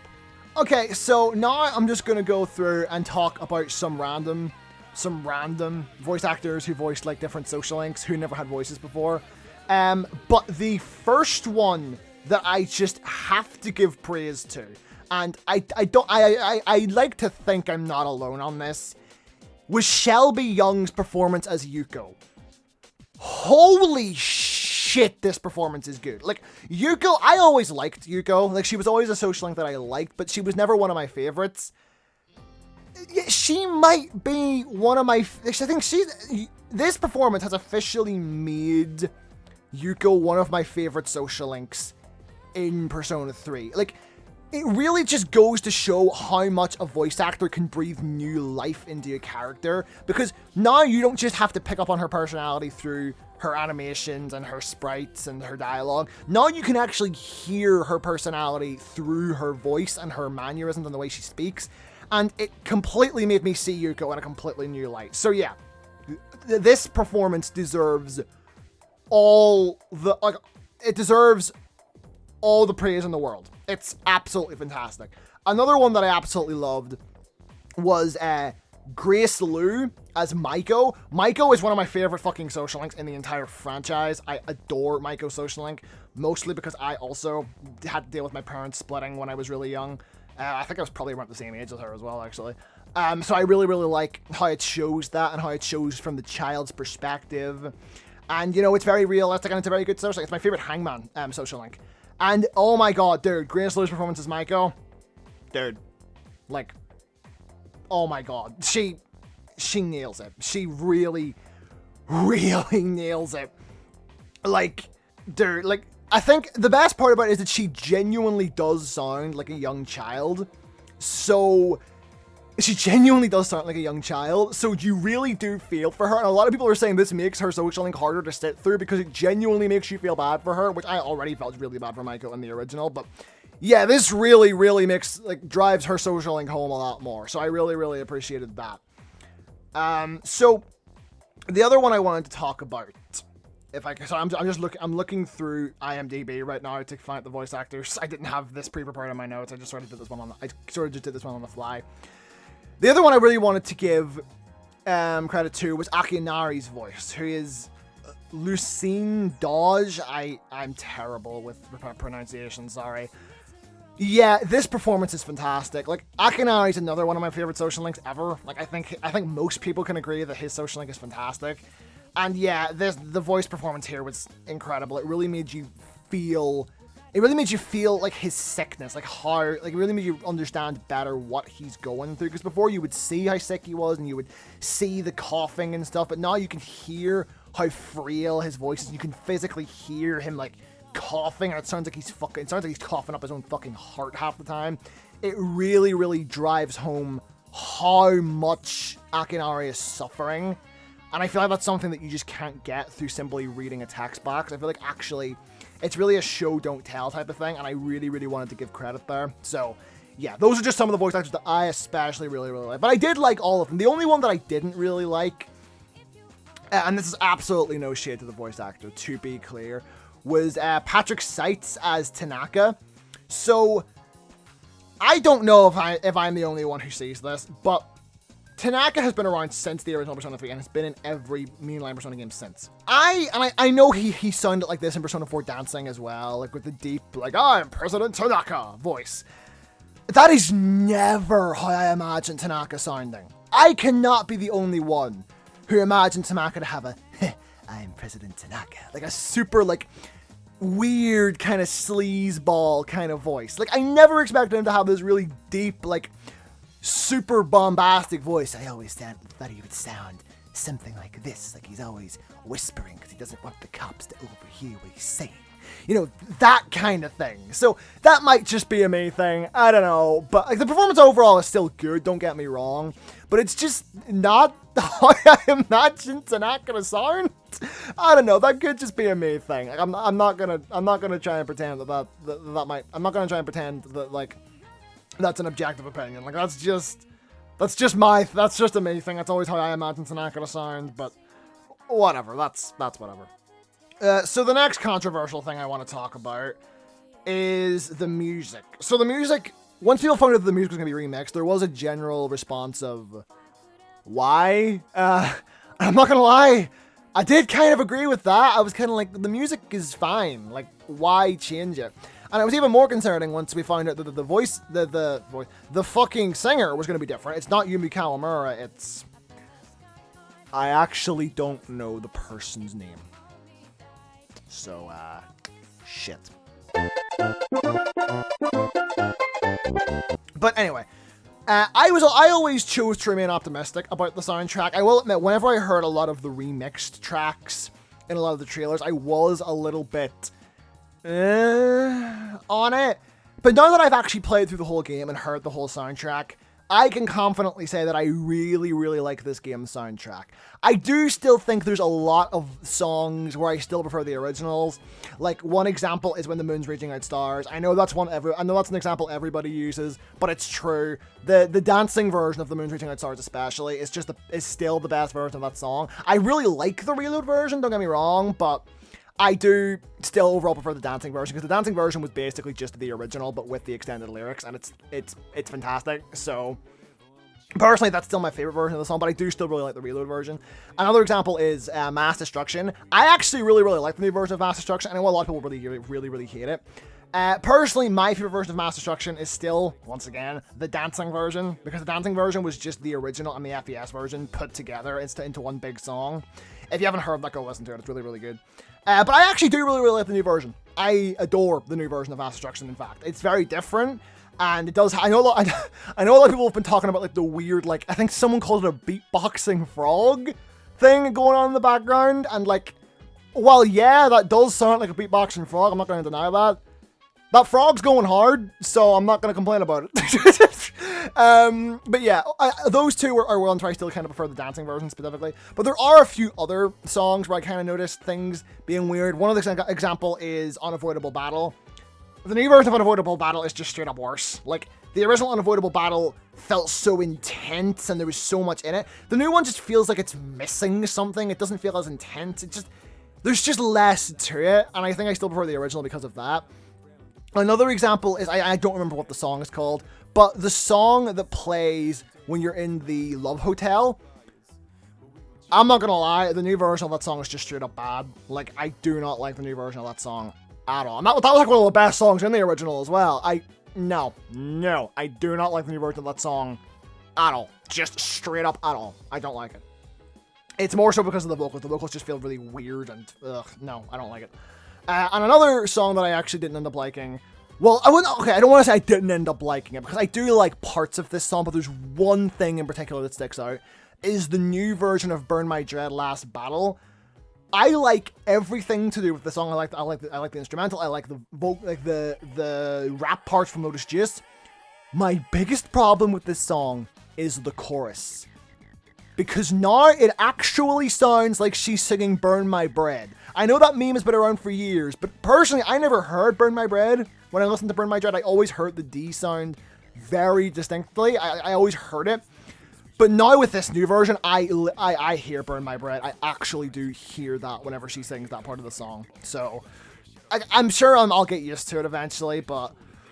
oh, that was a little distracting. But aside from those few examples, I actually do really, really like this version of the soundtrack. There's a few times where I actually do prefer the new versions.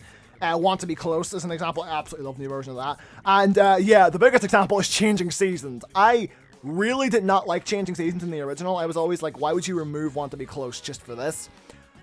Oh my god, dude, the new version of Changing Seasons is fire. As I'm sure you've probably noticed, it's my new outro. It's my new outro song. I love this version of the song so fucking much. It went from one of my least favorites in the original game to one of my favorites in Reload. I really don't know what to say. And of course, the new songs are really, really good as well. Full Moon, Full Life took a while to grow on me, but I actually really, really like that song now. I still think Burn My Dread overall is a better opening, and I think it's still a better song as well. But I do really, really like the opening to this game. Even if I do think it still kind of suffers from the re-release syndrome, where like it feels more like a celebration of the game that already exists rather than a welcome to new players. Like Royal and Golden both have that same problem. I think the only re-release that's ever gotten that right was Persona 3 Portable, where it actually still felt like an introduction to the game, but that's whatever. We're not here talking about that, we're here talking about the music. And yes, Full Moon, Full Life is a great song. It's Going Down Now. Oh my god, dude, that's one of my that might be my new favorite Persona battle theme. I'm not kidding. It's so fucking good. Song is fucking great. And of course, Color Your Night, the new nighttime theme, is great as well. One thing I really, really appreciated is that in both It's Going Down Now and Color Your Night, Lotus just actually sings as well as rapping, which is something that he's never done in the games before. He has actually done that in a few. Like I think there's one song in the second Persona 3 movie where he sings the chorus because he's the only one on the song. There's no other vocalists or anything, and he sings the chorus of that. And yeah, Fate Is in Our Hands, that song. So I had heard Lotus just sing before and realized how actually good he was. So hearing him actually do that in a game was like the highlight for me, dude. It was the highlight for me. So yeah, absolutely love the new music. Adore it. But I have to bring up, if we're talking about like new versions of songs that I like more, I have to talk about the new version of Memories of You. So Memories of You was is my favorite song in all of Persona. The new version is so much better, it's not even funny. Like, I am not kidding. Like, I still love the original. Like, nothing's gonna take away the memory of the first time I heard that song after beating P3 for the first time. Nothing is ever gonna change that. Like, that memory is gonna stick with me. If I was an Inside Out character, that would be a core memory. I'm not even joking. But, that's a little topical joke, because Inside Out 2's trailer recently came out. Which looks great, by the way. But that's not what we're here to talk about. Yeah, so yeah, but even despite that, here's the thing. When I first played Persona 3, I teared up at the ending. But I was actually more emotional during the final boss. And don't get me wrong, I got emotional during the final boss of Reload as well. But dude, when the credits for Reload started rolling, I was bawling. I was in tears when the credits started rolling, dude. Like, even after all the times I've experienced this game, like, the ending has never hit me quite like that. And I think a big part of that is just how good the ending cutscene is now. Like, the original ending cutscene was an in-game cutscene. Now it's a motion captured scene, and oh my god, it's so good. It is so fucking good. And the way, like, you can hear, like, hints of the piano notes of Memories of You playing in the background during Aigis' speech, when you can see all the other Seas members running up this. Oh, it's so good. It's so fucking good. It's not even funny. Like, it's actually so fucking good. So yeah, and the new version of Memories of You on top of that was, oh my god, it was incredible. So anyway, that's enough about the music. Point is, I really, really like the soundtrack, and I actually can't wait for the official soundtrack release, because when that comes out, there's going to be 2 bonus tracks, which are going to be a new, reloaded version of Burn My Dread, which I really hope does not have the same problem that the last battle version does. And apparently they're doing a reload version of the reincarnation version of Deep Breath, Deep Breath, which is something that I did not expect, but I know a lot of people really like that song, so I guess that's cool. I'm personally more of a fan of the original Deep Breath, Deep Breath, as much of a hot take as that might be, but whatever, I'm sure that's going to be cool for the people who really like that version. But anyway, let's move on to a slightly more negative part of the video. So this is essentially just a part of the video where I want to talk about some issues that I have that don't really fit into the other categories. Like, I've obviously already talked about all my issues with, like, Tartarus and the battle system. and all that stuff, because I feel like you need to talk about that. I feel like you need to talk about that in order to... I feel like you need to talk about that in order to actually properly critique the battle system, but there are some issues that I feel like didn't really fit in. So the first one I want to talk about is, while the social system has more to it, I really wish they did more to free up how much time you had.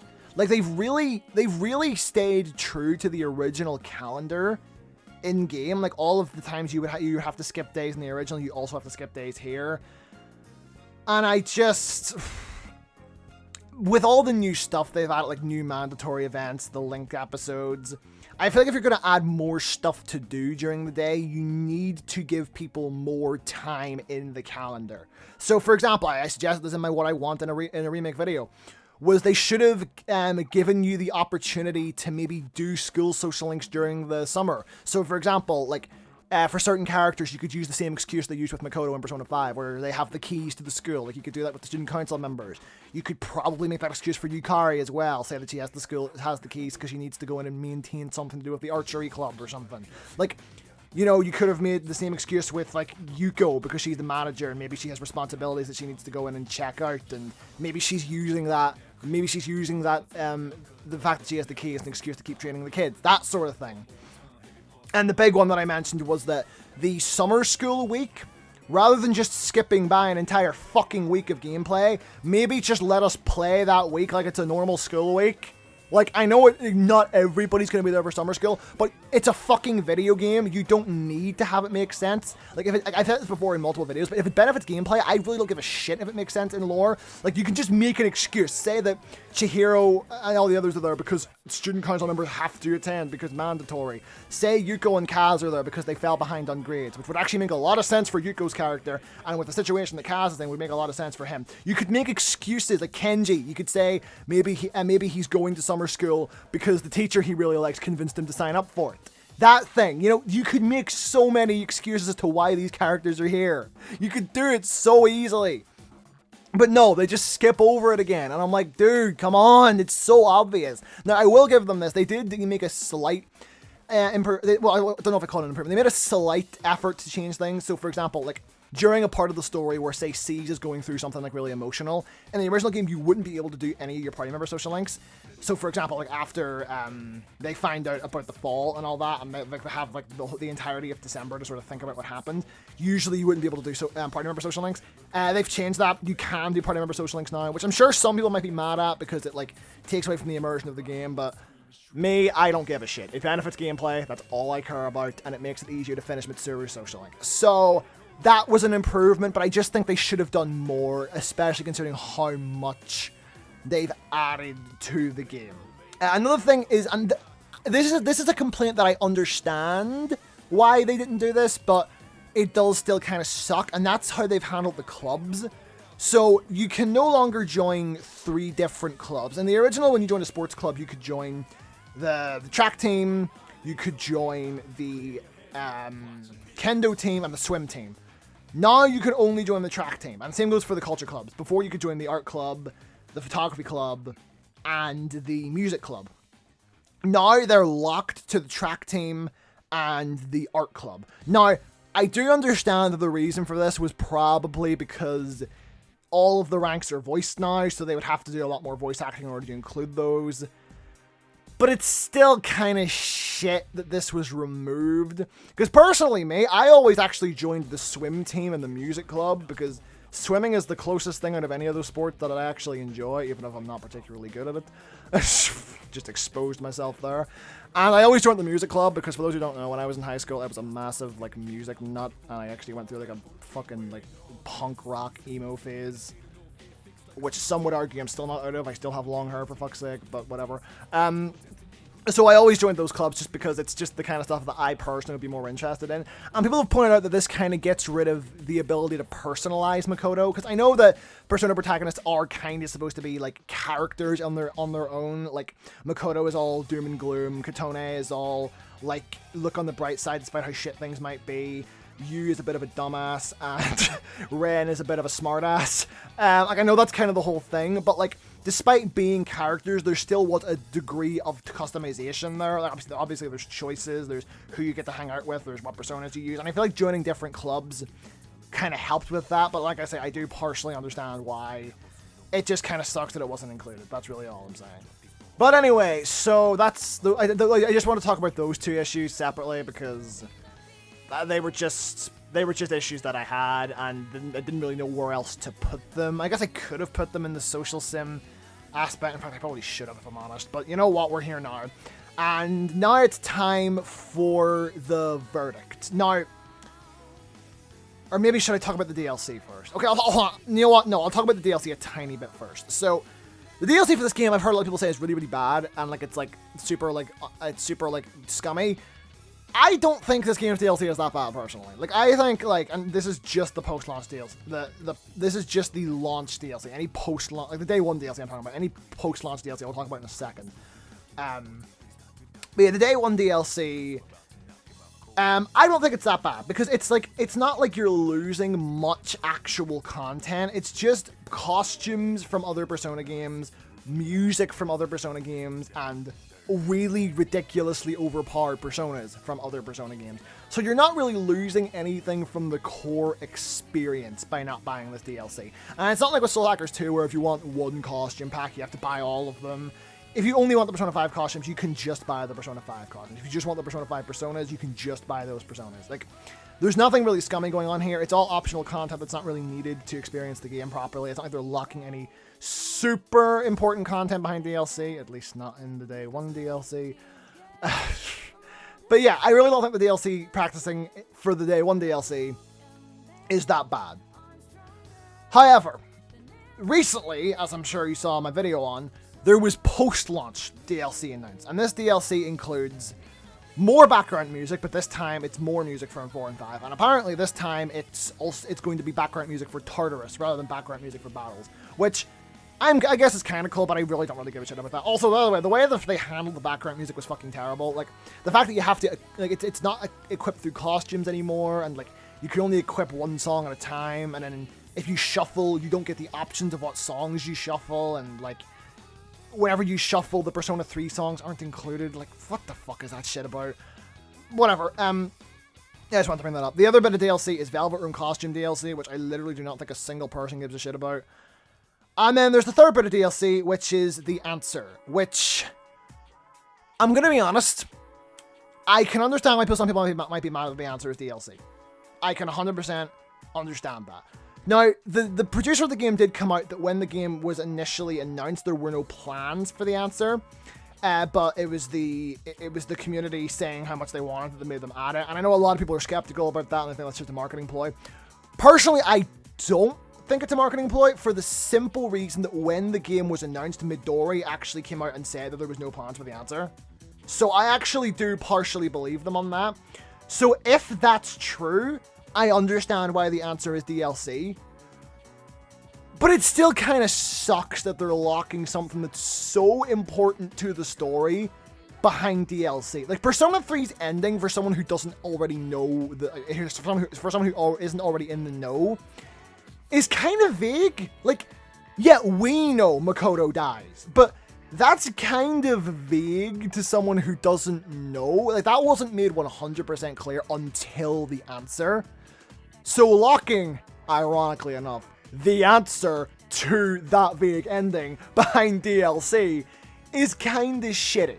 I'm not gonna lie. So that's a little bit, like, I'm not a super big fan of that. I can't lie. And hold on, actually, I just realized the day I'm recording this, I think, is actually the day that the expansion pass becomes yes, it is. Hold on, I literally just realized I'm recording this on March 12th, by the way, and I literally just noticed that that's the day that the expansion pass is supposed to become available. So hold on, I'm putting this up on Steam right now because I actually haven't seen how much the European price for the expansion pass is. So I would like to talk about that, but while that's loading, I just want to talk about that for a second more, because there actually is something else I have to address when it comes to DLC, and that's the FEMC situation. Now, okay, hold on. It's $28.99. That's a lot of fucking money for this, and the reviews are mostly negative. Oh. Oh, God. Yeah, I did not realize it was going to be that much. It's actually, I think it's $39 in America. We're here, it's $28.99 in pounds. Oh, that's a little steep. I mean, I imagine the answer by itself will be cheaper than that, but... Oh, okay, that's a little steep. I'm not gonna lie, that price is a little... I don't know about that. But regardless, I'm not gonna spend too long talking about the FEMC because I've already made an entire video on the FEMC situation. Basically, FEMC isn't happening. If you want to know the details as to why, watch my last video. I talk about it all there, and I talk about the drama surrounding it. She's not happening, and the reason for it, I think, is understandable. But, anyway, on to the verdict. So, do I think this remake lives up to the original Persona 3? Yeah, I think it does. I know there's a lot of people that think that it kind of ruins the artistic version of the game because it changes it to modernize it so much. And while I can kind of understand that, that is really never something I was that passionate about, personally. Like, I do like its artistic vision, and I think they keep it intact enough to where I think it's fine. Do they change a lot of things? Yeah. Do I wish they didn't change some of the artistic things, like some of the cutscenes? Yeah, I really do. But aside from that, I do think this is a very... I do think this is a worthy and faithful remake. I do genuinely believe that. And it is, like I said earlier, it is my new favorite Persona game. It's my new favorite game ever. I adore this. But the real question that a lot of people have been asking is, does this adequately replace the original Persona 3? Here's my answer to that. In my opinion, a remake should never strive to replace the original game. I think a remake should always be there to modernize a game, and that's it. I don't think it should ever be there to replace it. Like I said earlier, if someone wants to play Persona 3 for the first time, my recommendation is always going to be to go back and play FES. That's always going to be my recommendation, and nothing is going to change that. So from my perspective... no, this does not replace the original Persona 3, but not because it can't, more so because I don't think it should. That's just how I look at remakes. Simple as that. That's just how I see things. Like, a lot of people were saying that they don't like Reload because the whole time they were playing it, they just kept thinking, I want to go back and play FES, and they thought it was a bad thing. For me, that's not a bad thing. For me, if a remake is making me think I want to go back and play the original, that remake has succeeded at its goal because it made me appreciate more about the original than I ever did. Like, I never thought I would want to go back and play FES again once I played Reload, once I played Portable for the first time. But Reload has made me rethink that, and I do kind of want to go back and play FES again because Reload has given me an appreciation. Not because Reload is bad, but because it is such a faithful remake, and it made me remember how much I love about Persona 3 as a story. And I think because of that, it has done its job successfully as a remake. And from this point onward, it is going to be my main way of playing Persona 3. But like I say, I still plan to go back and play FES at some point. And yeah, I'm going to keep playing Portable because Portable has the FEMC in it. You know what I mean? I still have a reason to go back to the previous versions of Persona 3, vanilla excluded. You know what I mean? Like, I really don't think... like, people are saying it didn't replace it, but I don't think it should have. That's simple as that. So, if I was to give this a rating, as a remake, I would give this an 8 out of 10. I think it's almost perfect as a remake. There's just a few things that I think it could have done better. But if I'm looking at this as a game in its own right, like completely separated from the original Persona 3, if this, let's just say this, if this was the original Persona 3 released now, yeah, this is a 10 out of 10. I'm not even slightly kidding. Like, as a game on its own, I think it's a 10 out of 10 game. But when you compare it to the original, I think it is, I think as a remake, it's only an 8 out of 10. But if that makes sense. But anyway, this video has ended up being a lot longer than I thought it was going to be. So, yeah, if you guys enjoyed the video, be sure to leave a like, leave a comment in the comment section below telling me what you thought of the game and what your thoughts on my review are. Just remember, it's okay to disagree. All I ask is that you be civil with your opinion. Remember, we're all human beings here. We're all entitled to our own opinions. No one's opinion is wrong. You know, subscribe, I guess, if you want to. And that's all I really have to say. So, bye.